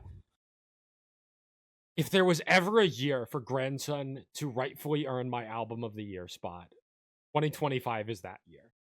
If I'm being honest, we are close to halfway through this year, and my favorite release of 2025 is still an EP. Really? And that bodes well for Grandson's chances, given how much of a banger Brain Rot is. I was skeptical of a song named Brain Rot. Brain rot. Yeah. I was very, very skeptical. But from the moment Sounds like I something heard... Architects would release. They really was Brain Dead, so only a couple of letters off. From the moment I heard the first teaser to this song, I was like, all right, Grandson is back in his pissed off, heavier, angrier sort of sound that I was more familiar with from like 2018 through 2020.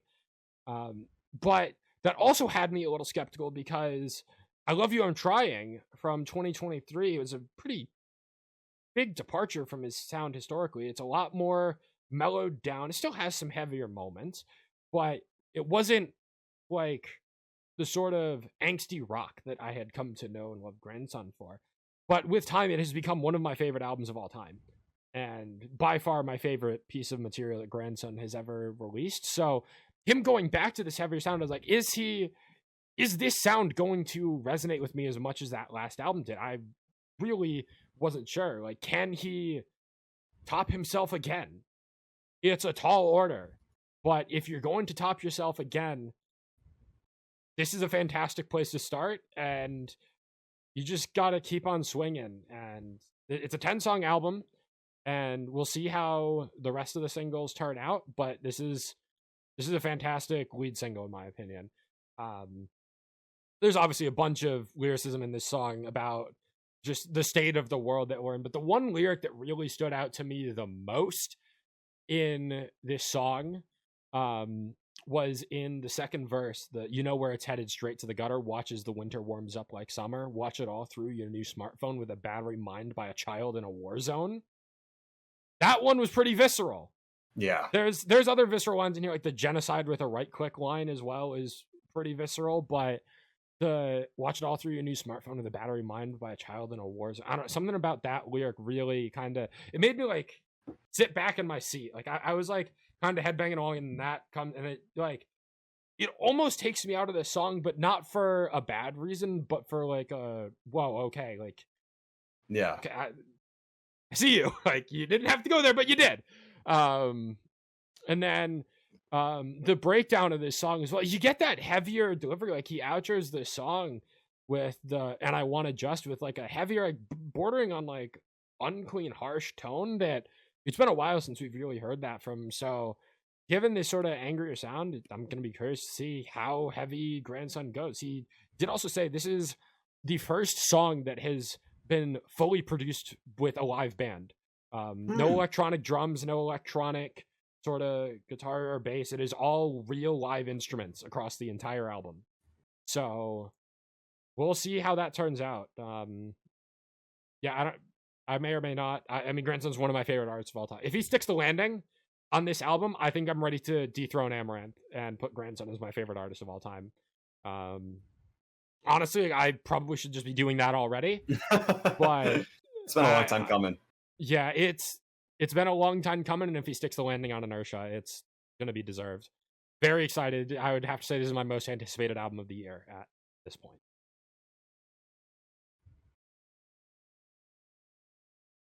Which brings us to yet another album announcement. We have 1,000 Below dropping brand new single Palace of Dread off of upcoming album Buried in Jade, coming out this fall in August. Welcome to the palace of dread.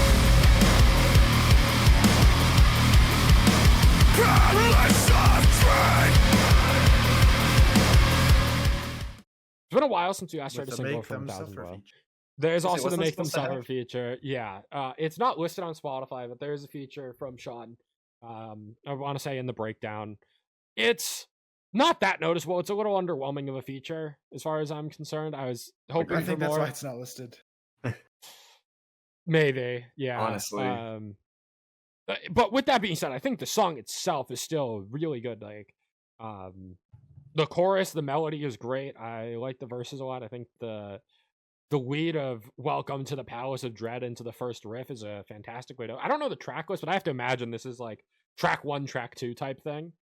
I could be entirely wrong, but this feels like an early song on the album. I also assumed that "Wrong Again" and "Shake" are going to be on the album, and They are. They've been remixed too. Okay, I haven't listened to the song since they really came out, and neither of them really resonated with me that much. So I'm going to be curious to see how they. This is track 2. This is track 2. Okay, that makes sense.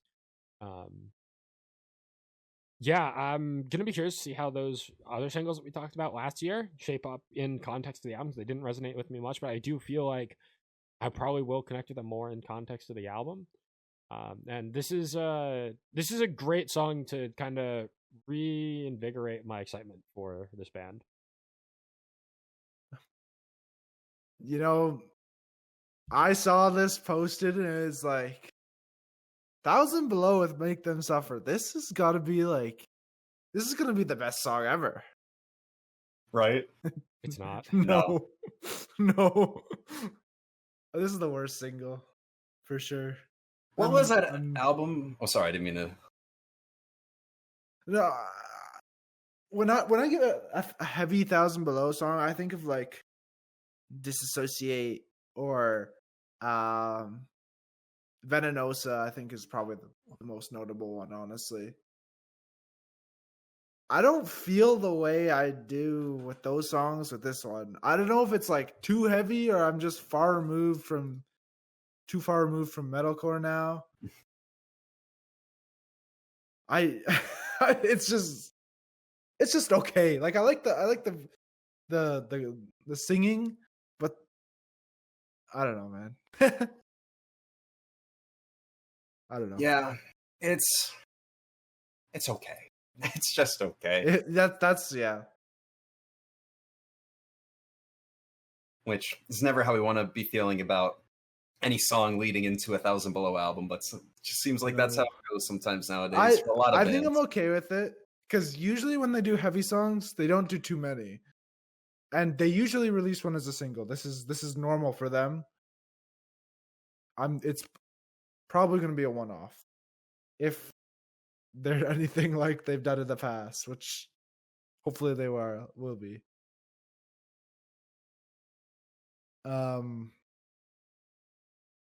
Yeah, I'm excited for the album. I bought tickets to the tour. This is my first time seeing them headline, which is insane because I've seen them like 8 or 9 times, and I've never seen them headline.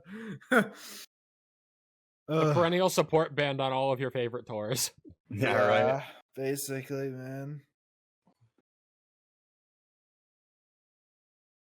We got a third album announcement coming out from Fit for a King, with their new single, also "Lonely God." Let me pull up the release date for it. This comes out August 1st.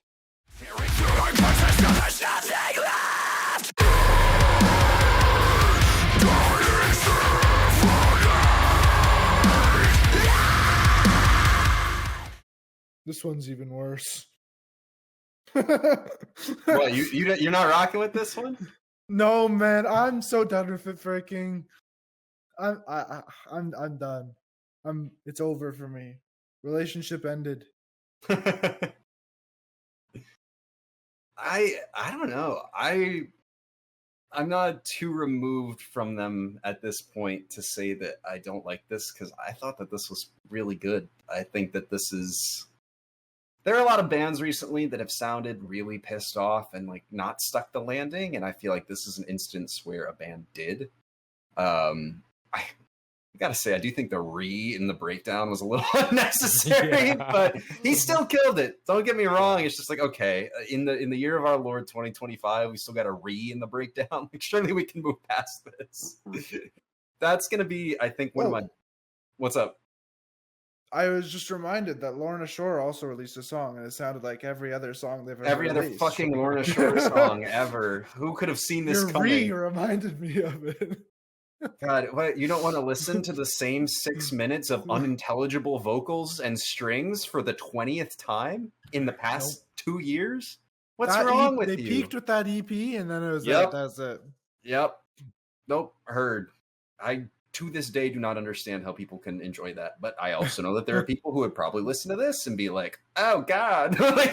So, yeah, to each their own. But, yeah, Jake, I'm more surprised than, well, I shouldn't say it at this point. I'm a little less surprised than I would have been like 2-3 years ago, but I'm surprised that you added this and enjoyed this. This is not my favorite of the singles, but for a heavy pissed off Fit for a King song, I think they did it pretty well. I think Reaper from that last time, I remember you didn't like Reaper, but I still really enjoy Reaper, and like I think if we're talking the heavy Fit for a King songs, I probably prefer Reaper to this, but I don't hate this song. Shattered glass, shattered glass, shattered glass.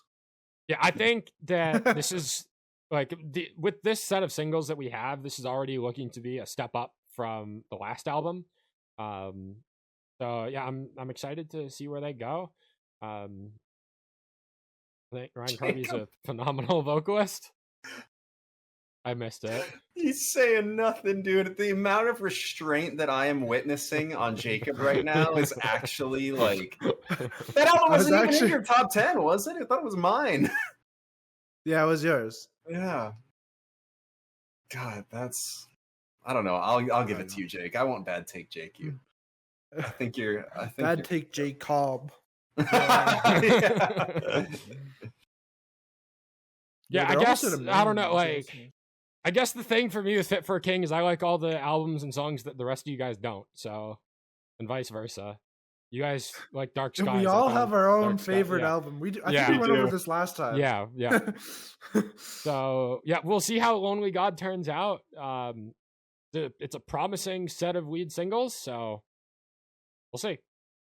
That takes us to our final single of the playlist. There were a lot of smaller bands that showed up over the month of May, and I had to limit myself to only I mean, you could kind of count Adept as another new band. I kind of had to really limit myself to one other new small band given how many releases there were this month. I landed on this one, So Much Hope Buried, with their brand new single Evanescent.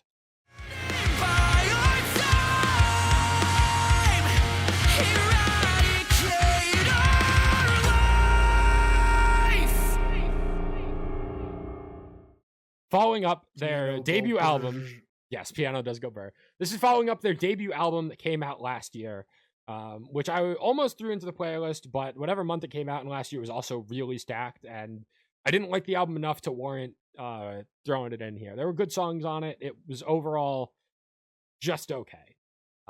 In my opinion, their best song was one of the singles leading into that album that didn't end up making it onto the album. Apparition is a phenomenal song by them and was my introduction to this band. And I was really disappointed to not see it on the album. If Apparition was on the album, I probably would have thrown the album into the playlist last year, but it wasn't. So unlucky. They come back with Evanescent, and this is top 3 song by them, maybe even top 1. I have never heard a band do the piano on the breakdown the way that they did on this song. And when I first heard that, I like, holy shit. It's like, it's just, that's all it is. But it's so goddamn cool. It's so goddamn, it's like,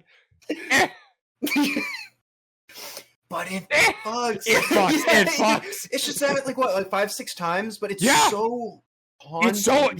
It is so haunting. It is so, it's like disturbing almost. Yeah. You talked about, earlier on in the episode, you were like, there's only so many, in talking about guitar solos, like there's only so many breakdowns you can do. It's like, when are you going to get like a new breakdown? Lo and behold, a new breakdown just dropped. Like, yeah, it's crazy. Well, and I always think too, like, I feel like songs in this genre about like memories and things like that, like fading, always tend to use piano in sort of like a more wistful tone, and like piano and strings. And this is more like in your face, like we were talking about haunting. It's deep. And that's scary, kind of this band's identity. I don't think you listened to this album there, but if you go back to the album a lot of the songs do feature the piano quite prominently, especially Apparition, which was my favorite song of theirs and why I really was so interested in this band. So yeah, the more that this band leans into the piano, I think the better that they're going to be. I think this band has like a Holding Absence level trajectory if they can absolutely get their songs in front of the right people. No doubt. Yeah, everything that I've heard from this band has been really impressive, and they're doing things, especially like with this, that makes me feel like they're kind of carving out their own niche and saying how similar they are to Holding Absence. This is definitely a band to look out for this year. I'm very excited. This single alone is like, okay, you have my full attention now. Like I'm done. Oh, it took. I agree. No, seriously? piano. Dung. Yeah, it's actually incredible. I'm very, very excited for everything that this band has coming now. This is awesome. Justin, did you have any thoughts on this? Because I know you like a couple of their songs from that last album. Gave it 1 or 2 listens, waiting for the album. All right. Well, that wraps us up with our singles. There's one other single I wish I could talk about, but I'm saving that for an album later this year. You guys will know it. No, I will make it very obvious. I will make it very obvious when we get to that album this summer. But that takes us to our EPs and albums for this one. We got 2 EPs to start with. Justin, why don't you get us started with this first one? Boys and Nerve have dropped their EP Lost.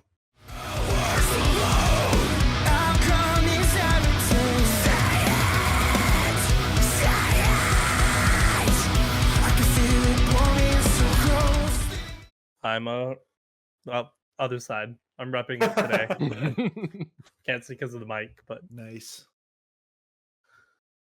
This is one of the best EPs I've heard all year, and that's not something that I was ready to say the weekend that it came out, but the more times that I've had with the EP overall, it is stellar from front to back, and I think they, at least for me, they almost shot themselves in the foot by releasing like the weakest singles as the singles. I think my top 3 are Chaos, Panic, and Pain. And those were like Chaos was the last single, and Panic and Pain were the 2 non-singles that were saved for the EP. So this I was like, okay, it's Nerv. Nerv are great.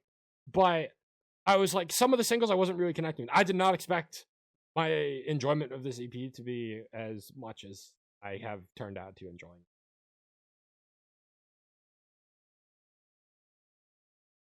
Yeah, I really enjoyed this EP. It came out early in the month, so I've had quite a bit of time with it. You could say that, but there's something else that released on the same day, and it kind of messed up. That's for you. I gave that 1 listen and turned away from it.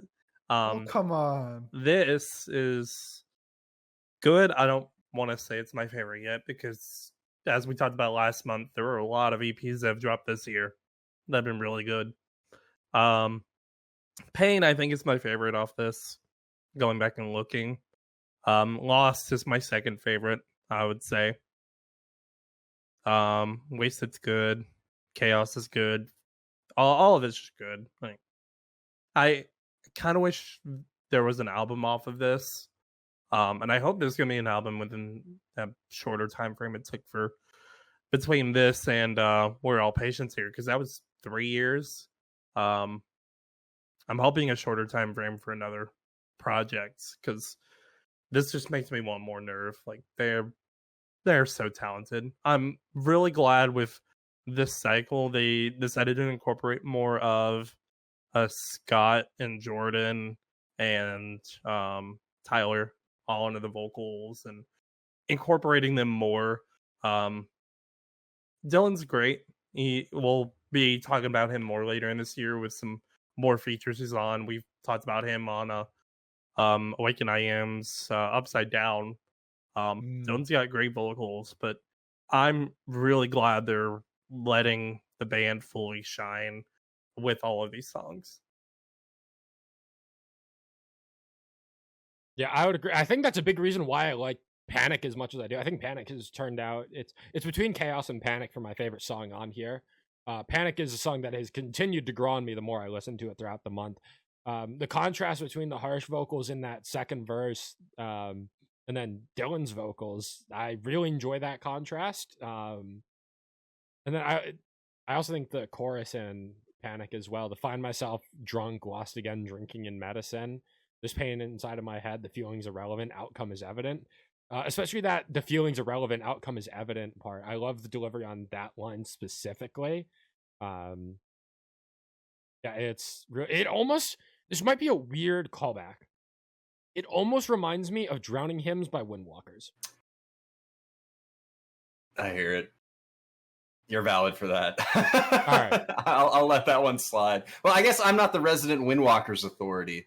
Who would we? That's actually a good question for like a brief little tangent. Who is the Windwalkers authority? Because we all enjoy them. Who are we appointing the Pope of Windwalkers? Who is that? Which one of you?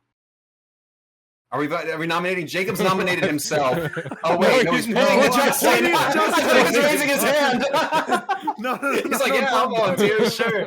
All right, Justin. I always wait for Jacob to make a defense, but if he's Pope Justin, Justin, how many popes have come before you? Are you Pope Justin the First for this? I think of the populace, I think I'm the most pope. Okay, so we got Pope Justin the First, Saint of Windwalkers. Oh yeah. Now, can the Pope of Windwalkers actually walk on wind? Oh wait. All right, I'm gonna throw Justin on. I was gonna say you guys haven't seen me walk, but all four of you have, so I can't say shit. All right, tangent aside. Any other thoughts on this Nerv EP? It's really good, but it is really good. And the Nerv guys need to come. Back to Toronto. You know, you guys came that one time, and I came and saw you, but I need you guys to come again. Come back to Connecticut. We'll have the Pope get. I know you're watching. Yeah, right. Not to call out. I know you're here. Hell yeah, let's go for it.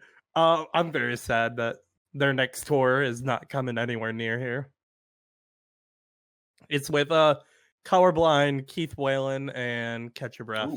Ooh, that is a banger lineup. It is like mid. It is in the middle of America, Nebraska, Kentucky, all that. Man, nobody even lives there. Just come out here.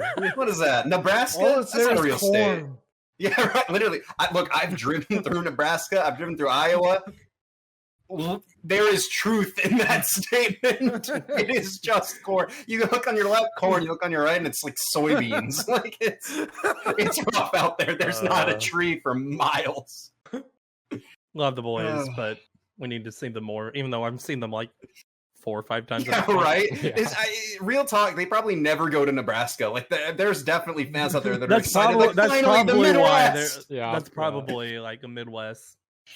I want them to send us a picture of you guys eating corn. Corn specifically in Nebraska. Nebraska. In front of a sign that says Omaha. God dang it, dude.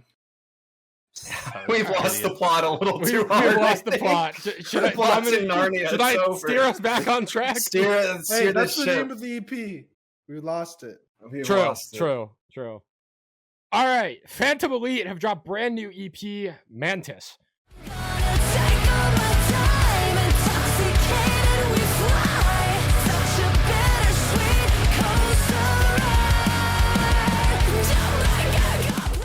This is their first release since the album that came out in 2023, one of my top 10 albums of that year.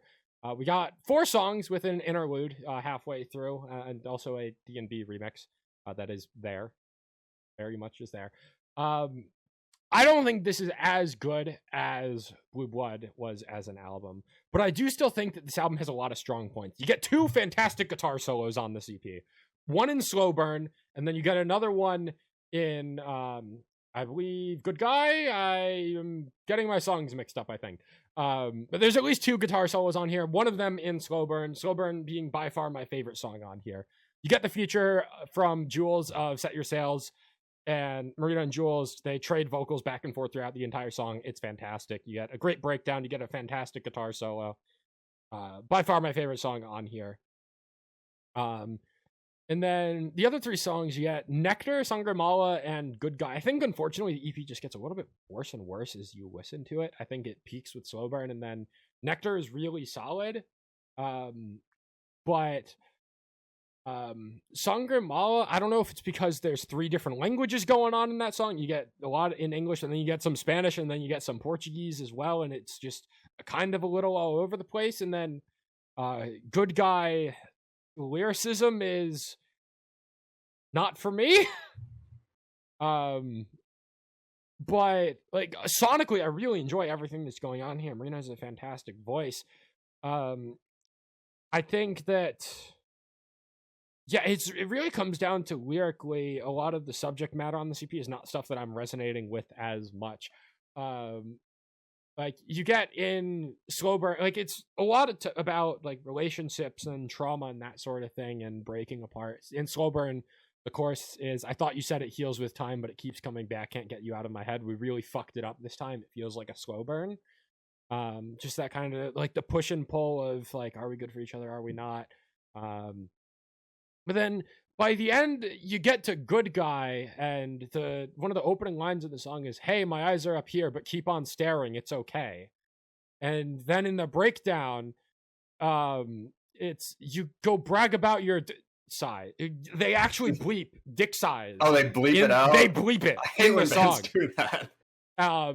It's your go brag about your dick size, your compensation cries out in plain sight. And it's like, Queen. I can see why that's not for you, though, Jake. That's like, not... I respect it. It's not for me. It's not touching your soul. Like, it matches the story that you're trying to tell with the EP. Like the story progression from Slow Burn to Good Guy makes sense. I'm just not resonating. Definitely doesn't feel like it was made for you. Yeah, no, I don't think I'm the target audience for this. I like Slow Burn, and I will continue listening to Slow Burn throughout the year. There's no doubt in my mind it's making my Spotify Wrapped end of year. I listened to the song a ton. I almost threw it into the playlist when it came out in March, but I was like, I know the EP is coming out, so I'll just wait for the EP to drop to talk about it. But yeah, Phantom Leader, another band that are doing, they've made the transition from symphonic metal into like modern post-hardcore metalcore really well. It's been a very seamless transition as far as I'm concerned, and I think that they definitely deserve to be getting bigger, and I think they have been getting bigger with each release, so I'm happy for them. I think, by no means is are my mixed feelings on this EP like a sign of like, oh, I'm not interested in Phantom Lead. No, I think that like the next time Phantom Lead drops a song, I'm still going to be really excited for it. It's just this message, take it or leave it. It's not. You are not a part of the sisterhood. I'm not. Yeah, no. It's not looking good for you, Jake. Jake has gone too far down the female vocalist rabbit hole. he's found material that he's in enemy territory now. Honestly, it's always kind of been a part of Phantom Lead's discography. This is the same band that had my least favorite lyric of 2021 with "You're in the hashtag groove."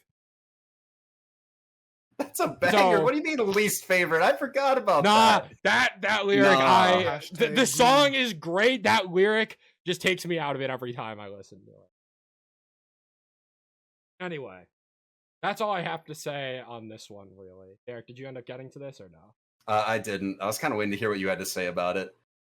But if I'm going to listen to it. I think this is sounding like a banger. I am all for it, If you enjoyed parts of Blue Blood, there is a lot to like about this EP. Okay. It is like sonically very similar. Lyrically, they've taken some steps. For better or for worse. Again, like, I'm not the target audience for this. Face when he said that.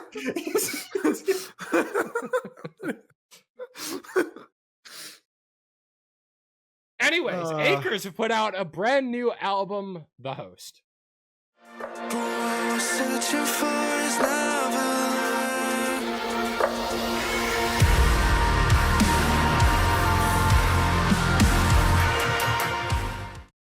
Love Bloodlust.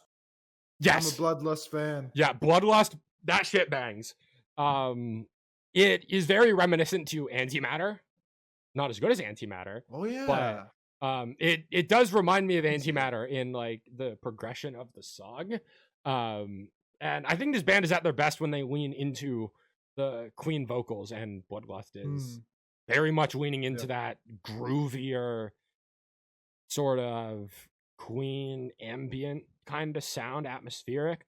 And I think it's phenomenal. But across the rest of the 7 songs on here, the first time I listened to this, I was very underwhelmed. I was like, Bloodlust is really sick, but I'm like, I don't know if I can get past his harsh vocals and the tone in his harsh vocals. It's very, like, there are some vocalists that when they do their screaming vocals, you can still very clearly understand what they're saying. I think Ryan Kirby at Fit for King, for the gripes that we may have with Fit for King, is very intelligible with his harsh vocals.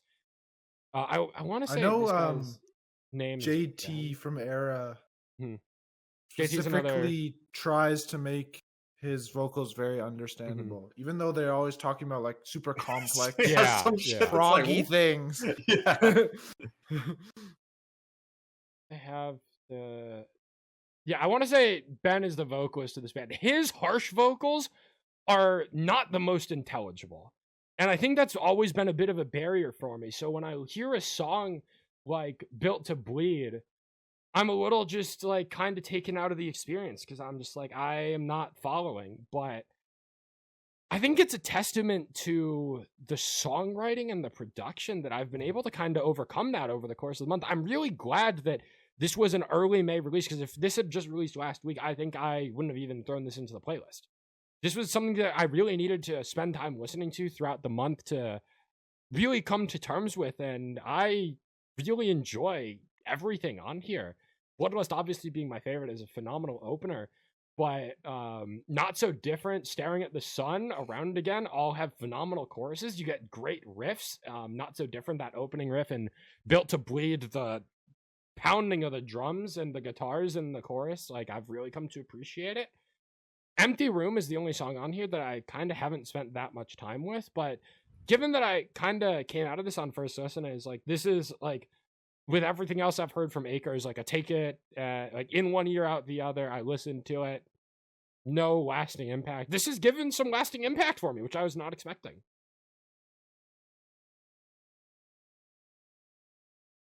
I'm definitely interested to give this a listen.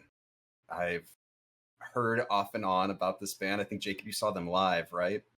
And you said that was another reason why I wanted to throw it in here. Yeah. I know Jacob saw live. They were very good live. Yeah, definitely interested to check this one out. Sounds like another it's note. well I forgot that I wrote this down. This album was produced by Landon Tours. Ooh, like the whole thing? That's cool. The whole album. I'm in. Get me in there. I love this production They're style. from the UK, right? Yes. I don't have too much more to add. This was very much a release that I did not expect to be talking about here, but it surprised me. I don't want to stay on it for too long, though, if I'm the only one that really has too much to say about it, because this next album, we might be here for a while.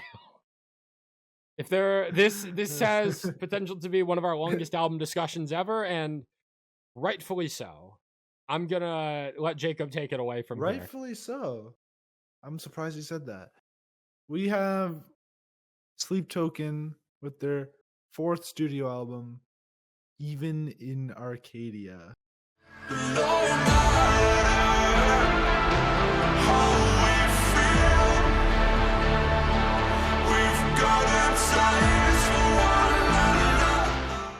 I think this is my favorite Sleep Token album. I think this is my least favorite Sleep Token album. I would agree with that statement. But, well, we'll get into it. That's of course. Yeah. That it's not bad. That is not what I'm saying at all. No, it's a good album. It's a very I think good the album. distinction here is that Take Me Back to Eden is some of your guys' favorite albums of all time. Jacob, I know you love This Place Will Become Your Tomb. Both of those albums, for me, were very much just cherry picking a couple of singles. I was not able to get into the lore. I was not able to get into the story. Hell, even on Even In Arcadia, I'm not really getting into the story or the lore or any of it. To me, the reason this is my favorite album is just sonically, I am able to enjoy more songs on this album than I was able to enjoy and remember on either of the past two albums. Because I added a lot of Take Me Back to Eden into my playlist, but a lot of it wasn't very memorable to me. And for whatever reason, I really don't have a good... Like, a lot of it should be more memorable to me. Whenever I go back and listen to songs like Euclid or Rain or Apparition, they shouldn't be so... Like, I should know what those songs sound like in my head. I can't tell you. Whereas with this album, maybe it's recency bias, but outside of Look to Windward and Infinite Baths as the opener and closer, I feel like every song on here has a very distinct and memorable identity that I have been able to resonate with and look past some of the faults that I've had with Sleep Token on their past album. I think, at least from my perspective, because I would agree to an extent, and I think that it's because more than any other album in the past, Sleep Token are really leaning into pop with this. I truly believe, before any other categorization, I would label this a pop album. I would not label this a metal album. I would not label this a rock album. I think that this is genuinely, if you had to look at like the distribution of genres on this record and the influences and the tempos and things like that, in my opinion, this is a pop record with guitars. Well, I think that explains why this has been dominating the charts for... Yes. So let's make it very clear. This is Sleep Token's first #1 album. It's not like they're #1 in the UK. They are #1 in the US Billboard charts. That is, I think, the highest that I can remember from another band in the scene was it's like Spirit Box. I know Dance Gavin Dance had a top 20. How much do you count Linkin Park?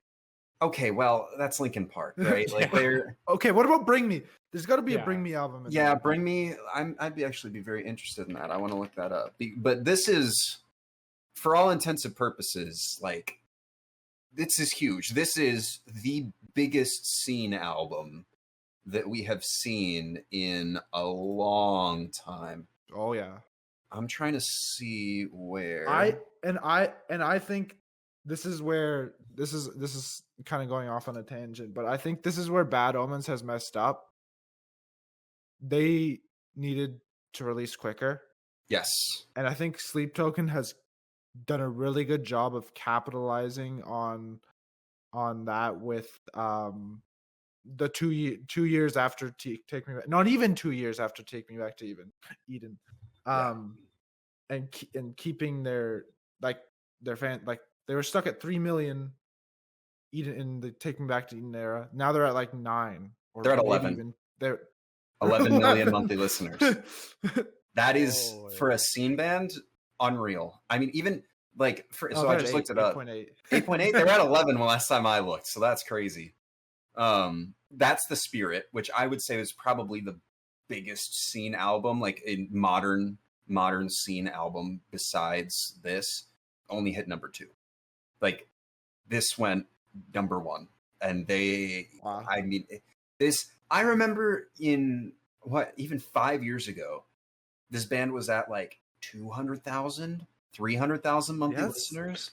Like the trajectory of this band is insane. And on top of what you're talking about in terms of their release schedule, they really did. I mean, they reached a lot of people. For all intents and purposes, Eden was much more pop sensible than Tomb was.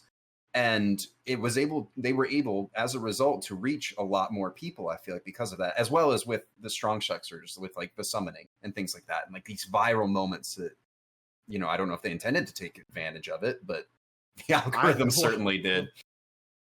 I have a feeling it's intentional. Calling your blowout song The Summoning and then getting a ton of fans from it is insane. Yeah.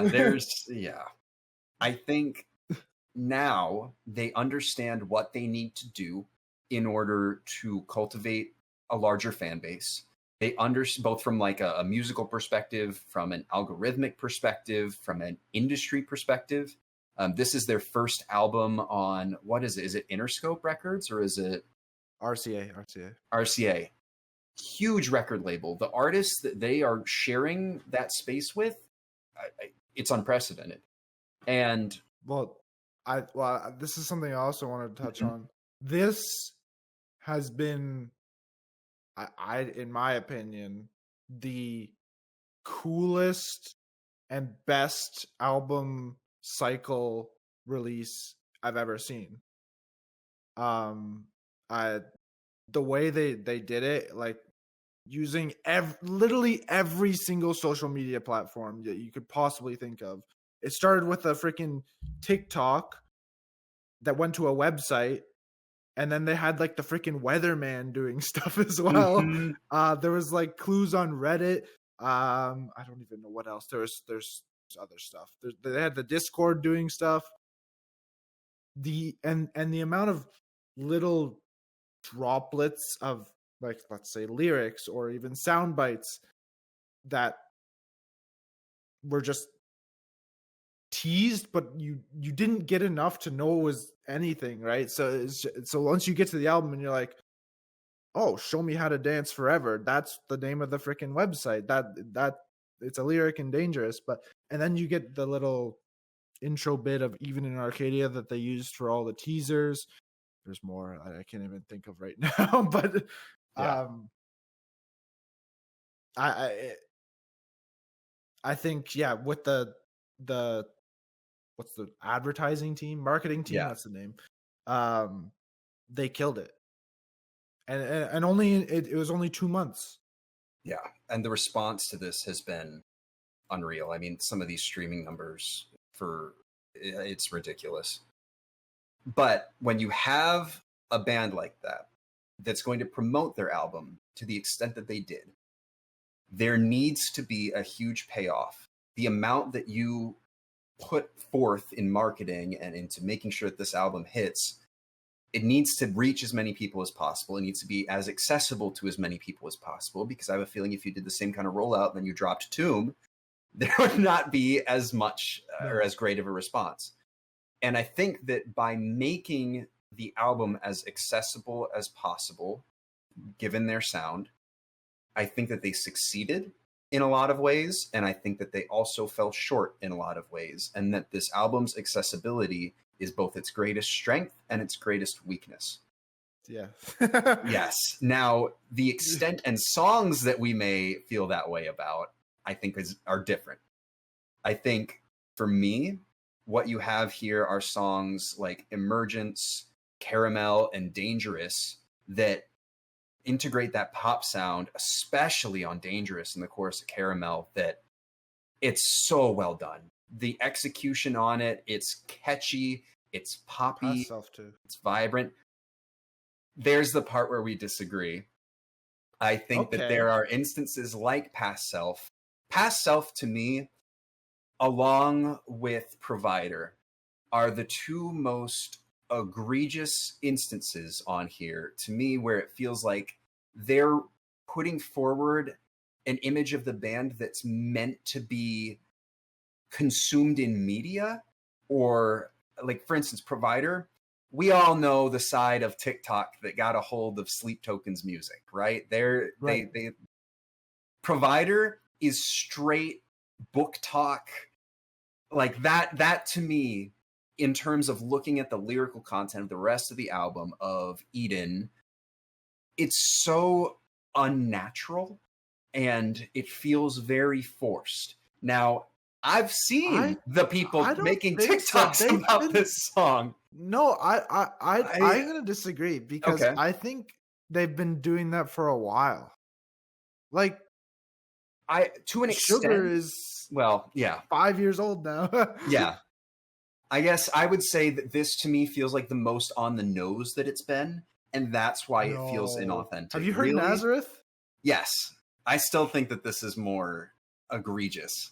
And I think that maybe it's just because I had the context of the era and the fans that Sleep Token has now, but I don't. Putting that aside, Past Self for me, it's not a bad song, but it's just a straight pop song. It is. Yeah. You can't call it anything else. It's like Do You Wish That You Love Me? Yes, but the problem that I have with it is it's not as good as Do You Wish That You Love Me. It's not as good as Do You Wish That You Love Me. It's not contextually surrounded by other songs that help it make sense. It kills the momentum of the album, in my opinion. I really think that you get Look to Windward, which is incredible. I think that's what you're getting at, to what my problem is with the album, is it feels a little disjointed. Yes, absolutely. Because you get a mixture of like old style lyrics, like the building the lore, and then you get glimpses of like the person, like which I thought was going to be like what the album was going to be, but it's not even that. It's like Past Self, Carmel, and Damocles. Those are the three songs that are very even Past Self you could argue that it's not, but the way the singles painted the album out to be, especially Carmel and Damocles, it made it seem like we were getting more.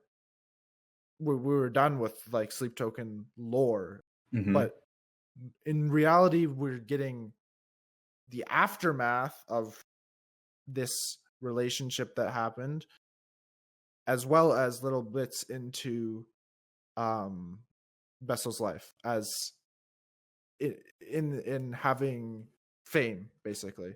Right. Would you label then, because I want to talk about Gethsemane before anything else. To me, the callback to Euclid in that seems intentional. Terms of it's just sonically too. It's not even like it's more than just lyrically or thematically. It's literally the same melody. That to me is the most Sleep Token song on here. Would you agree? Like, of the entire track list of what you would have expected coming into this album as a natural progression, to me, Gethsemane speaks the most as like a Take Me Back to Eden kind of song, or I could argue Even in Arcadia, which happens to be my favorite song on the album. I will really, say, huh? Yes.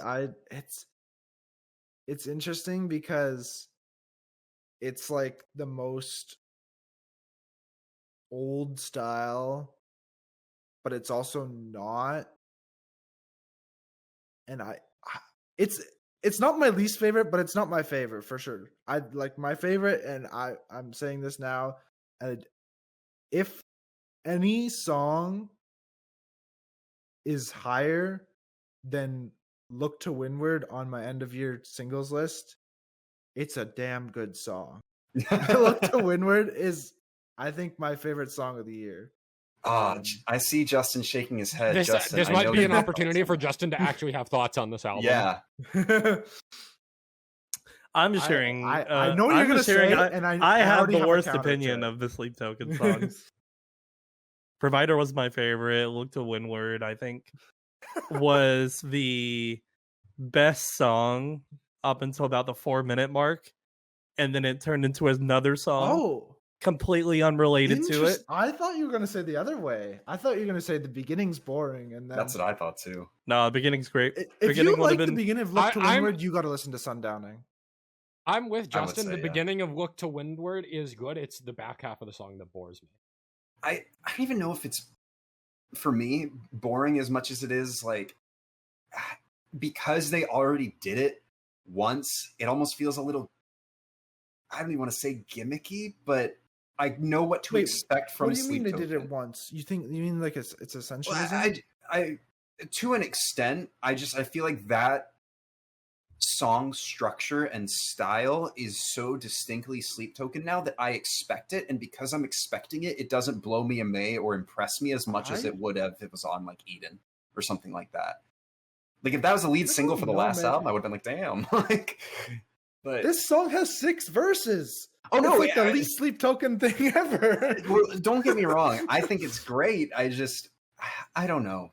I think this album has a lot of really good songs. As an album, like a full package, I think it has a bit of an identity crisis. And I don't think that it works cohesively. That it's trying in all the people that were like on Eden, they're like, oh, this isn't metal. This is pop or whatever they were saying. Never was. Right, exactly. But I think that they're feeling a little vindicated by this album because there are aspects of metal in this that I feel like sometimes don't belong, not necessarily because the song's bad or they shouldn't be in the song. It's just contextually with what they're surrounded by in the album. It doesn't really make sense. And if I have to be honest, I get really bored at the last half of Infinite Baths because I'm so used to not having something that heavy being present and like such a driving force that it just feels forced and unnecessary and pointless even. And it bothers me. I have a theory. Yes, go for it because I think that the end of Infinite Baths, first of all, the album is like a loop. Yes, it ends in the same key. It starts in the exact same key. So first of all, I think the end of Infinite Baths, it's not necessarily him talking or screaming. It's this crazy X. And yeah, that's basically my theory. And I agree with you on, like, I love the beginning of Infinite Baths and I don't sonically, but at the same time, I don't agree with you. So no, I hear you.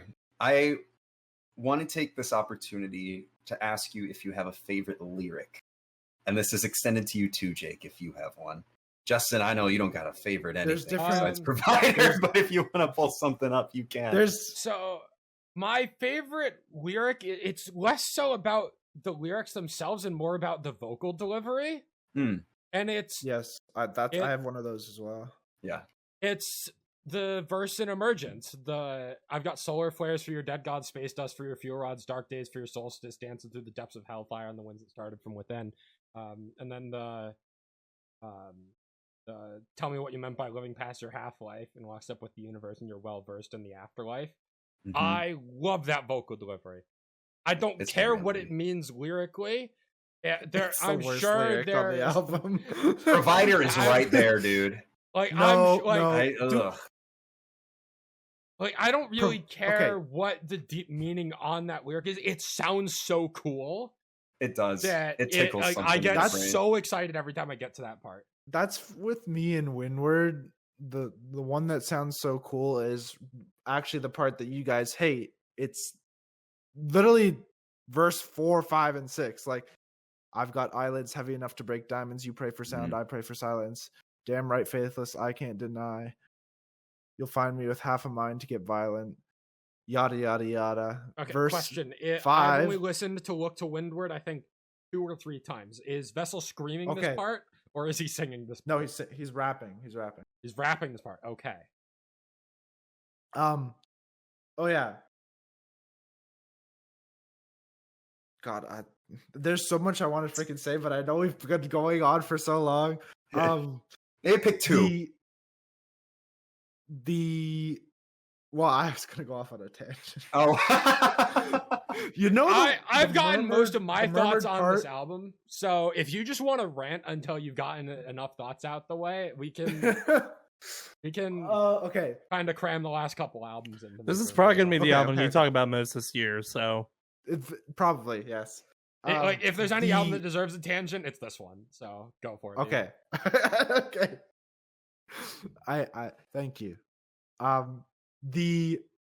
So after the first breakdown in Look to Windward, you know how there's like this distorted talking. Mm-hmm. I spent like 3 hours isolating it, trying to figure out what it was saying. Listening to it. No. And I still don't know what it is. I was gonna say, I thought you were getting something profound for us. No. I think so. I actually think it sounds like, and this is just my two cents on it, but I think it's a wedding. I think it's a wedding ceremony. Now, so well, okay, go ahead. Because it sounds like a freaking preacher saying like, make each other whole. I have no proof of that being correct. But yeah, that I spent 3 hours trying to figure it out, and I still haven't done it. Yeah, so going back to favorite lyrics, I told you verse 4, 5, and 6 of Windward for Sonic. It's for like actual lyrics, it's got to be in Gethsemane. I don't know where, but that song is like insanely vulnerable. And I think it's like one of the most revealing songs in the discography, and it tells you a lot of like what happened. We find out that this was like he was one of many for this in this relationship. Like he was like a side piece. Side piece, yes, that's the word. Yeah. And the line, you never saw me naked, you wouldn't even touch me. I think that's more of a it's not like literal. It's more like you never saw the true me. You never saw my real self. Because when I heard it at first, I was like, ain't no way.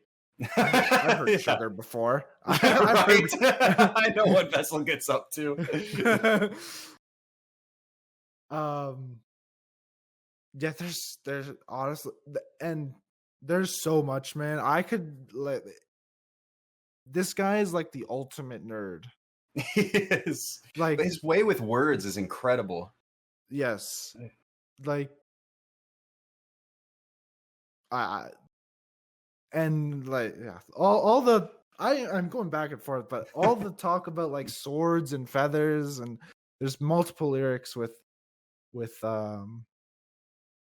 swords and feathers, and we know that was teased with the marketing. It's, yeah. I don't know what else to say. Like, I have a lot to say, but it's even though this is my least favorite Sleep Token album, it is still a masterpiece in my opinion.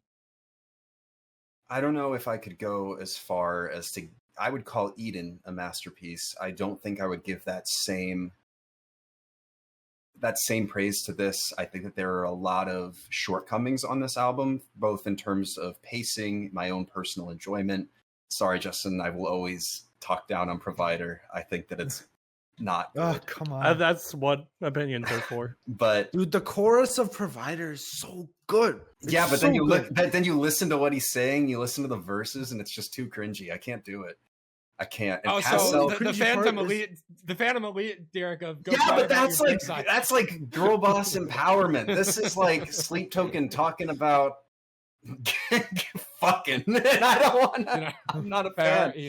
But I mean, I think that there are moments on this, like for me, obviously my favorite song, Even in Arcadia, that point where he gets raspy with the vocals, pretty much the entirety of Gethsemane, both lyrically and instrumentally.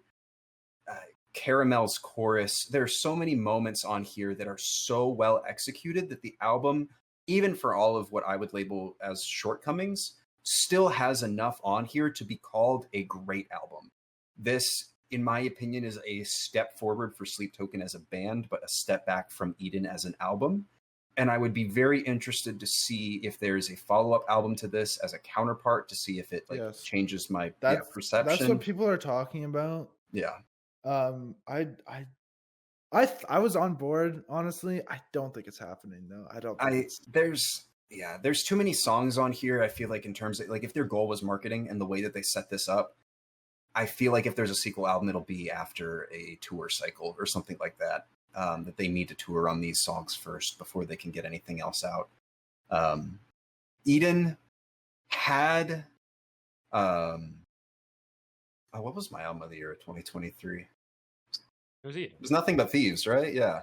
If that hadn't come out, I have a feeling that Eden would have been my album of the year. I can't justify this as my album of the year. I can't do it. There's too much going on here that make the album fall short for me. I feel like I could talk you into it because there's connections with songs like Dangerous, which we know is like about this relationship. Right. And then it's like, Won't You Show Me How to Dance Forever? And then it goes into Caramel, which is about So I'll Keep Dancing Along to the Rhythm, which is and they're two totally different songs. Like they're like complete opposites in what they're talking about. But those subtle connections and also we get the talk of in Caramel, we get the talk of wings. We're missing my wings in the realm of angels. We get the talk of wings in Look to Windward. It's like I live by the feather, die by the sword. There's another reference too that I'm forgetting. Making notes would be a good idea. So there is intersecting points in some of these songs that I think don't feel like they fit necessarily. And even like, and another example is Damocles. Like literally the first line is about a sword hanging over his head, right? I've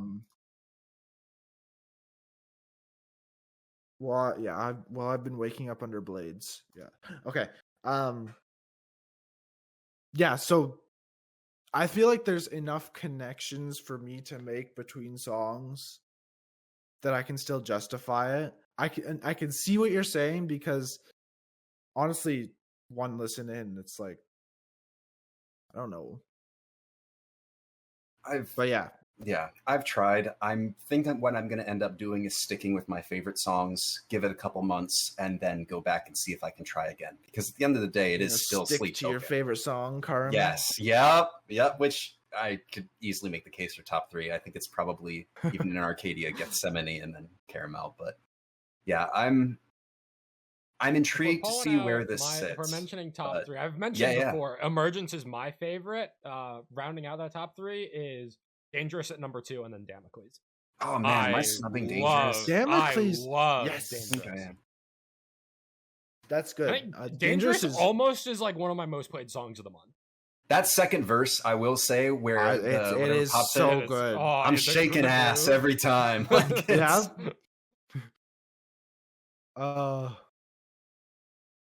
Dangerous is cut from the same cloth as the home team. It is. They're living in that same space. Yeah. Jacob, did you have any other? I mean, I'm sure you have other thoughts. I do. We'll talk about this at the end of the year, honestly. So it's not a secret. Yeah. I'll have notes then. I would like to cap this off with all of us giving this album. If you have something positive to say to wrap this up, can I share my one last gripe? Okay, I was going to ask us to give it all a number rating out of 10. So I have yet to rag on I am a perennial Vessel Scream hater. Mm-hmm. That's the biggest reason why I don't like Look to Windward and Infinite Baths. And we were talking about this with Acres, where he's like, you can't understand what he's saying. You cannot understand not a fucking clue. Never in a million years. Yeah, it's going to be the perennial gatekeeper to me, like truly loving Sleep Token and them being like a top 10 album of the year or album of the Jake, year contender. It's like the There's day that Sweet Token fully two becomes a songs pop on here. band is the day that they can make a shot at my top 10. As it is, like, there's a non-zero chance this ends up in like my top 20. I think that's realistic, but I think it's gatekept by Vessel's Screams. It's Jake, I been have a question 3 for albums you. I cannot get over it. The same way that I really can't get over John Masson. maybe you won't remember this, but his sing scream that he does on Even in Arcadia. How do you feel about that? Like towards the end Right of at the the song. end. Yeah. Yeah, I didn't mind that. I thought that was cool actually. Yeah, the rasp on it. That's what makes it my Yes. favorite song. Yes. It's so good, man. Like He needs to caught do me that off more. guard. That Yeah, well, I he has in the past, but it's been a few albums since he's done it. But like the full on Anyway. screaming that happens in Infinite Bats and Yeah. Look to Windward, it's just I'm like, okay, Sweet Token, you're building, what are you gonna do? The scream's coming, and I'm just He's sad, but not in a good way. Jake, Yeah. 1 to 10, what would you give this album? let me pull up my doc, I have a number. God dang it! Wait, I do too, but I'm Justin, gonna go. I'm gonna go off of one vibes. more Yeah, way. Justin. Yeah, You Justin. go. What would you give this album out of 10? 4. Damn, that's a little. No way. Honestly, that's probably higher than I would have thought you'd put it. It's higher than Anthony Fantano, that's for sure. It's I'll not give that a shit bad album. a light too. It's just very nothing to me. While Jake's pulling I'm his going up, last. I have I it. think I I'm would going give last. this probably a solid 8. Out I of gave 10. it a 7.5 on my Okay. spreadsheet. Eden was a 10, and this just isn't the same. 9, okay. So Fair enough. if you want some sense of scale, on my doc, an 8 out of 10 is like the baseline for top 10 contender. A 7 is like a good album that I enjoyed every song on. When you're falling in that like in between like the 7.5 range, you're either an album that's inconsistent but has very high peaks, which is what I would consider this, or it's an album that is mostly consistent but a little underwhelming with only one really good song that kind of carries it. I think like the strength of songs like Emergence, Dangerous, and Damocles was like the main. It counterbalances my thoughts on Infinite Bats and Look to Windward. Hence my 7.5.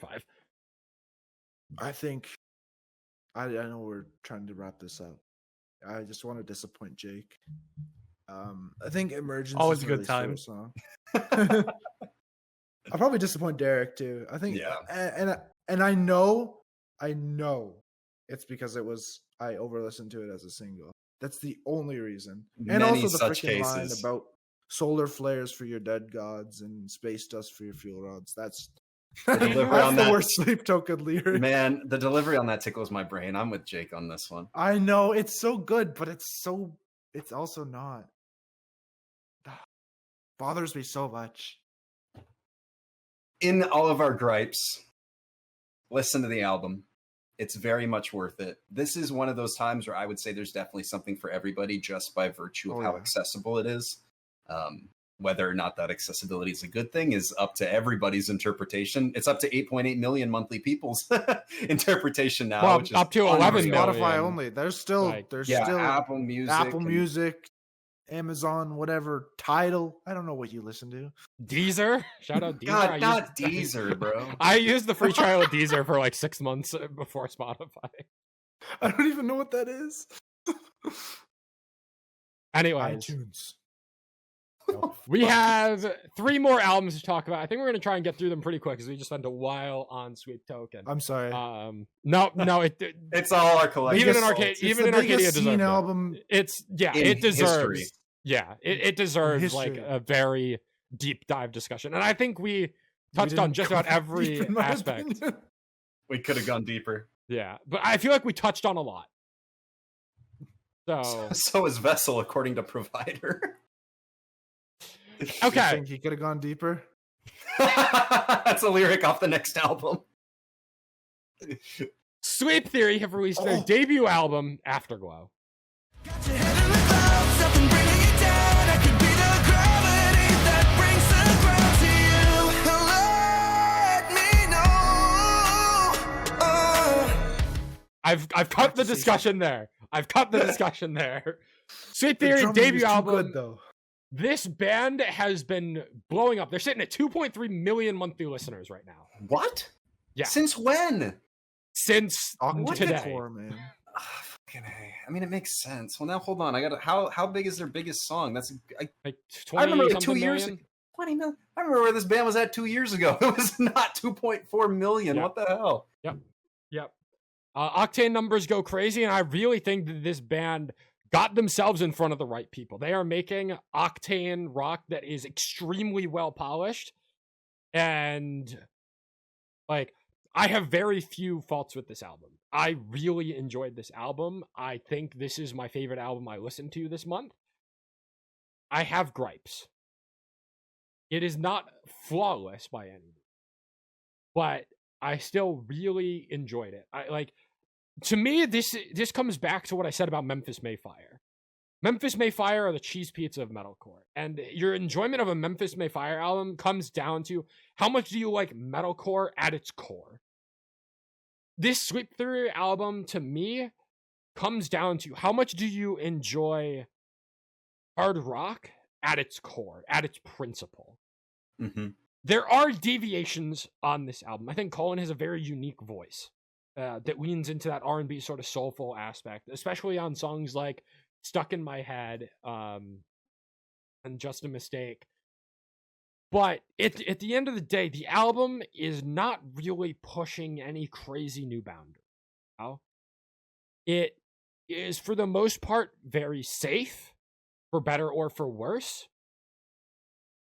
I think my biggest problem with it is, I think, for as good as this album is, I think a lot of the criticisms I had with Magnolia Park's album last month transfer over to this, where I think this album kind of has it worse, because at least with Magnolia Park, you have a concept going on. There's some like lore stuff. Even if I'm not picking up on it fully, there's more of a story being told here, whereas I feel like this album is playing out things that have already been said before, and it comes down to a matter of how much do you like the vocals, and how much do you like the genre, how much do you like the cheese pizza of it all.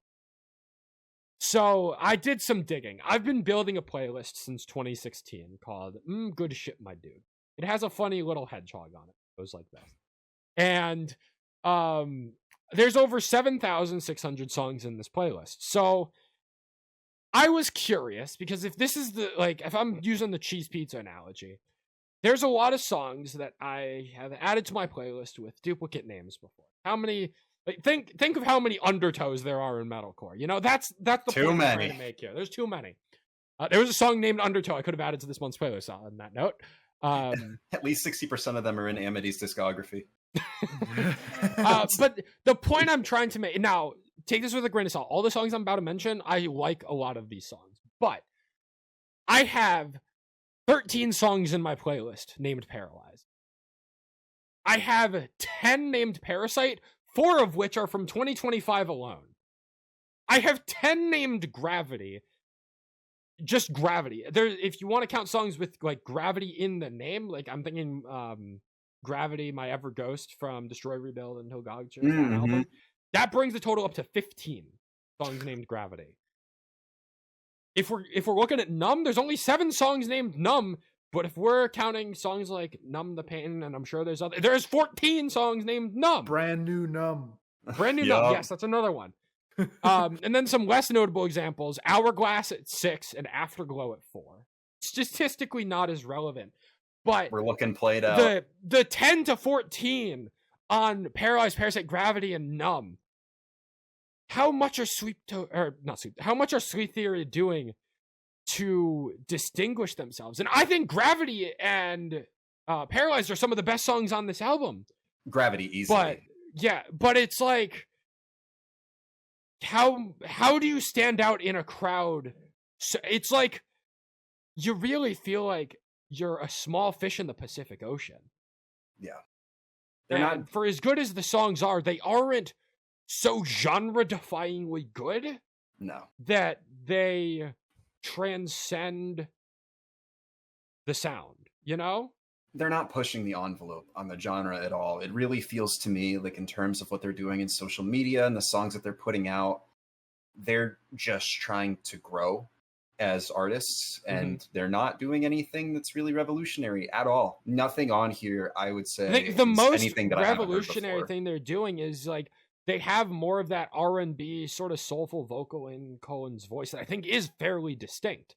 Yes, that and the electronics. I think for bands in this genre that are doing the generic octane hard rock sort of sound, I think Cohen has a very distinct voice. You get that voice in, like, you could argue bands like Varsity or the Home Team to an extent, but they're much more pop rock adjacent, whereas this is much more leaning into the elements of metalcore with some of the harsh vocals and just like the very standard hard rock sound. I think this band is at their best when, like, because they have songs on here that are unique. Just a Mistake and Words Are Worthless towards the end of the album. I don't have many other songs named Just a Mistake or Words Are Worthless. And even if lyrically the messages are fairly simplistic, like in Words Are Worthless, the if I can keep you from falling to pieces, then I'd be saving myself in the process. It's like you're trying to save someone else and yourself at the same time. Like, there's a lot of, I can save myself by getting rid of you. I can't think of a lot of lyrics that take that kind of both ways. And I think it shows in that Words Are Worthless is one of the most memorable songs on this album for me. And same with Just a Mistake. The How Could This Ever Go So, or is that a different song? How Could This Ever Go So Wrong? Maybe. I should have put down the song names next to these lyrics because they all blend together in a sense. That's what they do. That's the problem. Yeah.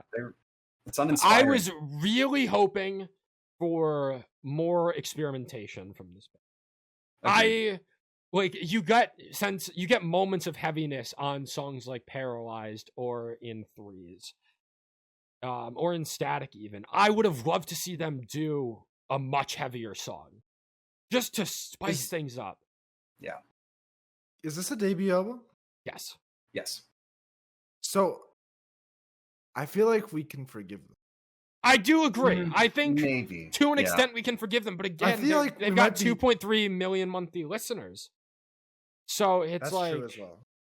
it's not like you're some super small band. Like they're headline touring with Nevertell supporting them, right? So, which off the debut album is impressive, but the album itself is nothing really to write home about. Which the metaphor that I have for this album is I ordered the vinyl for this because the variant looked really cool and I was impressed by the singles, and then I got the variant and it doesn't look anything like it does online, and it looks really bad, and it's just kind of mid. That's how I feel. I'd have to go grab it. It probably wouldn't show up anyway on the camera, but it's like supposed to be this dark purple with like pink sparkles and swirls. No, it looks like it's black with 4 pink swirls maybe that are like a half-inch long. It's so bad. And that's how I feel about this album, is there was some promise, and then I got the album, and it was kind of mid. And it's not even that it's bad in any respect. It's just very milquetoast, run-of-the-mill. It doesn't push the envelope. It doesn't do anything new. And this album should have pushed the boundary. Given it should how have, absolutely. talented Colin is as a vocalist, like, he has a unique voice. You can do more with this, but absolutely, at the end of the day, like, they are succeeding. This album is doing numbers. So can we really blame them for trying to make a career out of this? No, not necessarily. The debut album. Won't fix it. Yeah, true. But at the same time, as someone that, like, there was so much potential with this album that I feel like there is untapped potential that I hope they can capitalize on in future albums. I'm still very excited for what they're doing going forward. By no means is this album a disappointment or a letdown that makes me want to tap out from giving this band a chance. I still have a lot of hope for this band, but it's, I don't know, this album did not deliver. Yeah, it did not deliver on what we think they're capable of. I would say it delivered. It didn't deliver to the fullest extent. They got delivered, but the envelope was like half soggy and like left out in the rain. Like, yeah. Or went to a maybe few the countries better before. analogy is like you get you order food at a restaurant and it doesn't come fully cooked. That's kind of what this album. I feel like that's a better analogy. It's No, not that's like harmful. Yeah, No, we'll say but it maybe- came, but it was lukewarm. Yeah. I do enjoy the guy that has like food phobia Food is phobia, given the most Food analogies. metaphor. Well, maybe it's because I'm leaning into the food analogies because all the foods that I eat are so simple that everyone should be able to understand them. I don't know. This guy knows his cheese pizza. I know my cheese pizza. That's what it is. You ordered a cheese pizza and it came, but like the cheese isn't pulling apart. It's like it got left out for 30 minutes. Stale. A That's little this stale. album. It's a little stale, yeah. That would be a great way to describe the sound of this album, actually. But at the same time, I don't think this album is like that. It's not stale. It's not. Maybe I'm just run of the mill. the analogy. Moldy. It's run of the mill. Oh, God, It's not moldy. moldy. It's not It's moldy. not It's a good pizza. It's not the great pizza that I was hoping to get. Maybe Good pizza, great the pizza. analogy is you go to one of your favorite pizza places and it's not the great pizza. having that an you off change day. the cheese. They're having Yes, an off day. yes. The sauce Maybe distributor that's has changed. okay. It took a while to get there. I think we got the analogy in the end. Let's move on to these last two albums. Let me get out It's what I been- have to say first because Oh, I was okay. on your soapbox. I really liked Words Are Worthless. It's probably my favorite on this. Yep. Everything else I've kind of agreed, kind of fell flat. Yeah, I do want to mention because I haven't mentioned it yet. Static is still my favorite song on this album. It was a single a couple months ago. I still love Static. Words Are Worthless and Just a Mistake round out my top three, I think. But yes, I haven't touched on Static at all in this discussion, so I want to make sure I touch on that before I move on. Actually, for real this time, are we good to move on now? Yes. Yep. Novelists have dropped a brand new album, CODA.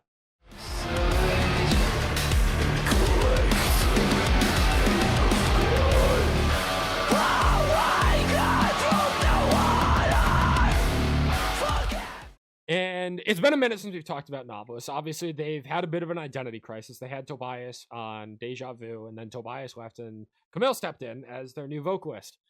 And I was not very impressed with a lot of the singles that came out when Camille first entered the band. Turn It Up, like Okapi was the last single from like this pre-album cycle. And I thought Okapi was good at the time, but again, it had like none of those singles had any staying power with me.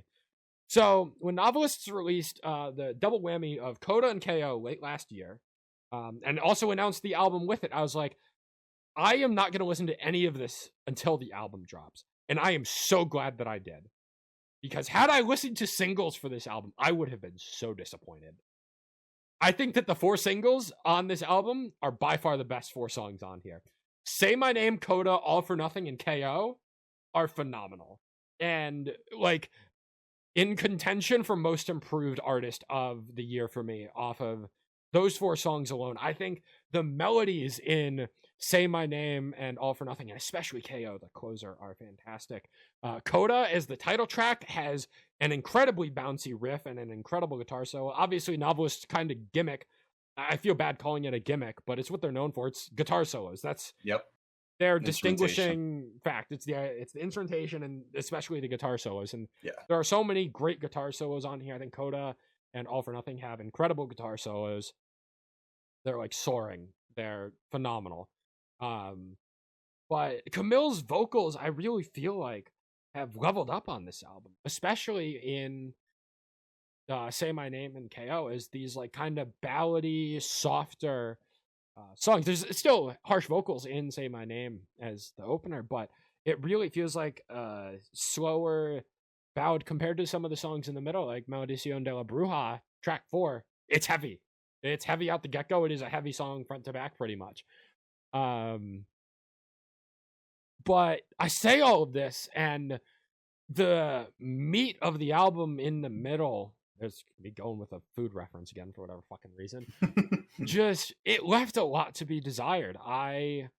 The opening 3 songs had me so excited for this album. Like, I was like, oh, these 3 opening songs, this is one of the best albums I've heard all year so far. And then the middle of the album, don't even have a logical reason why. They're just like, it's not like the instrumentation got worse. It's maybe the melody and instrumentation got worse, but it's not like noticeably any worse. It's just a lack of memorability.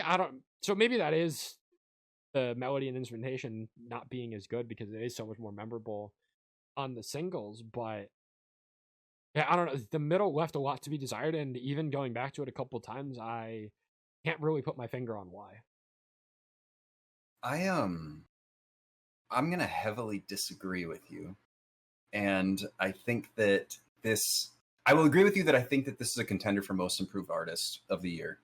I think that they definitely leaned a little bit too much into their instrumentation in the past. Not that it necessarily means that they're bad, right? Because they're not. They're a group of incredibly talented musicians, but there were a lot of instrumental songs, or songs were mostly instrumental on that last album, that made it feel a little off. Disjointed. Yeah, and very much disjointed. Whereas this feels like a complete package to me. There are kind of soaring, clean moments. There are heavier, like dirtier moments, or not afraid to get kind of grungy, like especially on Adam and Eve. There's softer moments like 78 Rue, which is a beautiful song. I love it, and it brings the energy together from the more chiller parts of Sleepless Nights into the heaviness of CRC. That this, to me, it doesn't feel disjointed at all. This feels like the complete package. Oh yeah, no, this is not disjointed by any means. No, the middle songs have not resonated with me for one reason or another. Man, I hope with them. more time, I can resonate with it more. But 3 weeks out, it's really just been the singles that I've been going back to. It's funny you say that, because the two that I like the least are CODA and KO, which Really? Of course are the two. Yeah, but even in saying that, like, they're still so well done. I was not like you. I had very little expectations going into this, just by virtue of not really listening to the singles and saving myself for the album. I'm also glad I did, but I found way more to connect to in the middle. I especially liked in CRC that chant that they do. It reminded me a bit of Sticky by Tyler, the Creator. That style is something that's very hit or miss, especially in this genre of music, and I think that they absolutely nailed it. If I had any complaints, it would be that the opener cuts off a little abruptly at the end. That it felt like going into CODA, it was just like, okay, like I was hoping for something a little more that it would bring the songs together a little better. But other than that, I mean, front to back, the instrumentation might not be as flashy as their previous albums, but it's still really solid. The production is fantastic. I think the vocal change is one that's brought an entirely new life to this band. For anybody, I think, that gave up after those initial couple of singles dropped.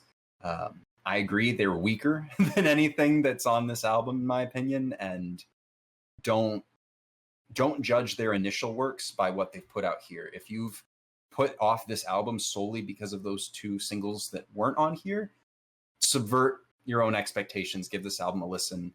This is one of my favorite albums I've heard all year, genuinely. It absolutely subverted my expectations. Write that down. Top 10 material, I don't know. Top 10 for right now, absolutely. Yeah, definitely a surprising album that I did not expect to enjoy as much as even with my gripes on the middle of the album not being as memorable. An album that I've spent more time with than I expected to, given Camille's entrance to the band being a little underwhelming. This band we've said it before, this band has been having a bit of an identity crisis. I hope that this is them solidifying this new identity, because I feel like they have something that works here. You could say the same about what they did with Deja Vu. That they like the songs with Tobias, like Do You Really Want to Know, Smoke Signals, and Heretic. Terrorist. They were terrorists too. A lot of them were really good. Ultimately, it didn't stick. Tobias isn't in the band anymore. I feel like this band has been struggling to find their identity for a long time, and with this album, I feel like they've put one foot down, and maybe they've even put both feet down, that like, this is Novelists. We are Novelists. Given how shaky the past has been for Novelists, it's hard to really feel so sure that they have found their identity. But if this is their new identity, I think this is a good one. I think that it's a strong identity and one that they can build on. Agreed. They definitely, if they stick with this, I feel like I'm more confident in them having a bright future than I was in the past. This is absolutely a step in the right direction. Any other thoughts, Justin, Jacob? I assume neither got this. All right, our final album for the month is another debut album. We have SENNA, who have dropped their album Stranger to Love. Keep on running or chasing your dreams. Better not wait. No need to wait for me. Keep on running or chasing. This is another very fun album. Very fun pop meets post-hardcore, kind of. Not in the same way that the home team does. It feels very different to the sound that the home team have. To me, this reminds me of Unprocessed at times, in the instrumentation, in the guitar work feeling very bright, but without the metalcore parts of it. There's still some heavier moments on this album, but they don't feel so metal. It feels like the kind of harsh vocals, screaming that you would get in a lot of post-hardcore. And I think that's kind of where this band's identity lies. So you get some of the heavier moments in songs like Blackout or High Note or Polarized. And you get a lot of really fun guitar moments that feel very upbeat and bright. I think that they timed this release fantastic. This really feels like a springtime album with like the trees are getting their leaves back, the weather's getting nicer, you can start to roll down the windows and not freeze. Not that I go driving very often, but I understand the sort of energy that this album is trying to invoke. And I think if you watch the music videos, you get that sense as well. A lot of the music videos are very playful and like hopeful, romantic in a way, like an idyllic view on life, and like, here's what you would maybe want life to be. But at the same time, they said on social media that this album at its core, Stranger to Love, is about the real human experience. It's not about any of these grand topics. It's about human moments. And I wrote down some that I kind of picked out. In Rain, track 2, feeling so alive, you light my fire. I've never felt the same. I never feel the rain when I'm with you. And that feeling of connection you have with someone that doesn't bring you down, that feeling like you hang out with someone, whether it's like a friend or your girlfriend or boyfriend or whoever, and suddenly like you're just happy. That's a very human experience, that human connection. In Blackout, my favorite song on here, takes a bit more of a negative turn. The clouds ahead, the sky's turning black, fear the monsters coming back, hope it's all in my head. Yeah, which leads into a sick-ass breakdown for what it's worth. But the fear all the monsters coming back, hope it's all in my head, just the very real problems of anxiety and getting stuck in your own head. That's a very common human experience. Potential, Justin, I know you've mentioned Potential is one of your favorite songs, so if you want to tag on with this one. But I'm just letting you on your soapbox and I'll talk whatever. Okay. Oh, you got potential, baby, don't waste it on me. You've got better things to do, you've got places to be. We'll be over us in a minute. Yeah, we'll be over, please admit it. There's more fish in the sea. That idea of maybe you aren't like the best fit for someone, or like maybe you're not even in a relationship yet and you're like, why should you want me? Like, there's so many people out there, why me? And that self-doubt. This album to me feels very grounded. That, I think, is the best way that I've come to interpret this album. There are a lot of albums that try to speak on bigger issues, and I think that's great. But I also think it's important to recognize some of the mundane, or maybe not even mundane, but some of the things that are just parts of normal life. And I think this album does a really good job at highlighting that and portraying it in a fun way that isn't boring. Because when you're portraying these everyday experiences that are everyday experiences, they aren't special per se. They can feel like they lack importance, but this Senna make it so these moments feel grander than sometimes they actually are. And I think that's really what I've taken from this album, and it's why I've been able to play it front to back over and over and really just enjoy it. It's such an easy listen, both sonically, lyrically, and vocally. That's my soapbox. Go on. I mean, yeah, you basically said everything I was gonna say. Like, there was no point in me talking in that. All I will say is Potential's my favorite. I enjoyed the bridge into the verses from the chorus. It's like a girl run, that kind of delivery on that's really good. I liked the Our Mirage feature on Polarized. That was good. Next Up, Love City is pretty good. High Note, maybe my favorite single still. Like, that's pretty good.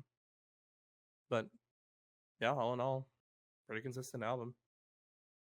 I will say one of the things for me that makes it like the most kind of windows down, vibiest type of album probably from this month is that the instrumentation is some of the like mathiest non-math rock music that I've heard. Like it's genuinely. That's the feeling I was trying to describe, but those words were not coming to me. Look, the Dance Gavin Dance guys got you. It's okay. If there's any Weedly to be found, I'm here for it. I love Weedly.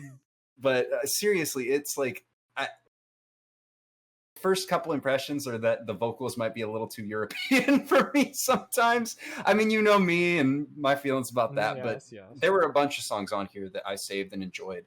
And above all else, the instrumentation is genuinely satisfying to listen to. Like, it's just pleasing to the ears. This album in and of itself, especially with the lyrical content and the instrumentation, is a pleasure to listen to. I'm very happy with this. A lot of singles that I wasn't necessarily as high on, I think that in the context of the album, I've enjoyed a lot more. And especially the closer, Polarized, I think is a phenomenal closer. And I'm very interested to actually go and listen to this album with the windows down, because the vibe is there, and with taking the time to reflect on some of the lyrics and the human experience, and taking the time to stop and smell the roses and enjoy those everyday Monday things, I think that this has potential to be like an album of the summer for me. And I'm very interested to see where it leads, but definitely worth the listen. If you enjoy, we're going back to the Gethsemane thing. If you enjoyed the little math rock bit that played in there, this is definitely an album that's up your alley, because it's just beautiful, tranquil instrumentation to listen to. They're not afraid to get heavy. There's surprise breakdowns sometimes on like Dial Drunk Anthem, but yeah, this is a great album that the whole is as great as the sum of its parts. Yeah, I got nothing else to add. I kind of feel bad for going on my soapbox and just stealing all the talking points, but I'm used to it. It's fine. All right, that is gonna wrap up our May recap. Really, really solid month of new music releases out. Is that our longest this year? No, I would assume so. I think it's like borderline our longest episode this year. It's like plus minus 5 minutes. We're close. But yeah. Really fun month, I think. I'm excited for June. There's a lot of notable releases coming out in June. The triple hitter for me of Hot Milk, Royal Lynn, and Awaken I Am. It'd be a very fun night in Cape Cod for me, listening to all of those. Unfortunately, the Baby Metal album got moved back. Otherwise, would have been an even more insane day. Oh, yeah, that's the other one in August, though. August is looking good, too, man. Yeah. Voila have their next album coming out in June. Archers have an EP coming out that I'm very much excited for. I feel like I'm missing something, but that's all that's coming to mind right now. Anyway, you'll have to stay tuned for all of that in our next episode. So be sure to follow us on social media at Hivemind Radio _ on Instagram and Twitter. Hivemind Radio on YouTube. We live stream all these episodes. Come hang out in the chat with us. And be sure to follow us on Spotify and other podcast platforms at the Hivemind Radio or Hivemind Recap Podcast. That's going to do it. Thank you for listening. We hope you enjoyed. Be sure to check out the playlist in the description as well for any new songs we discussed this month that you might want to check out for yourself. And we will see you our next episode. Bye. See ya.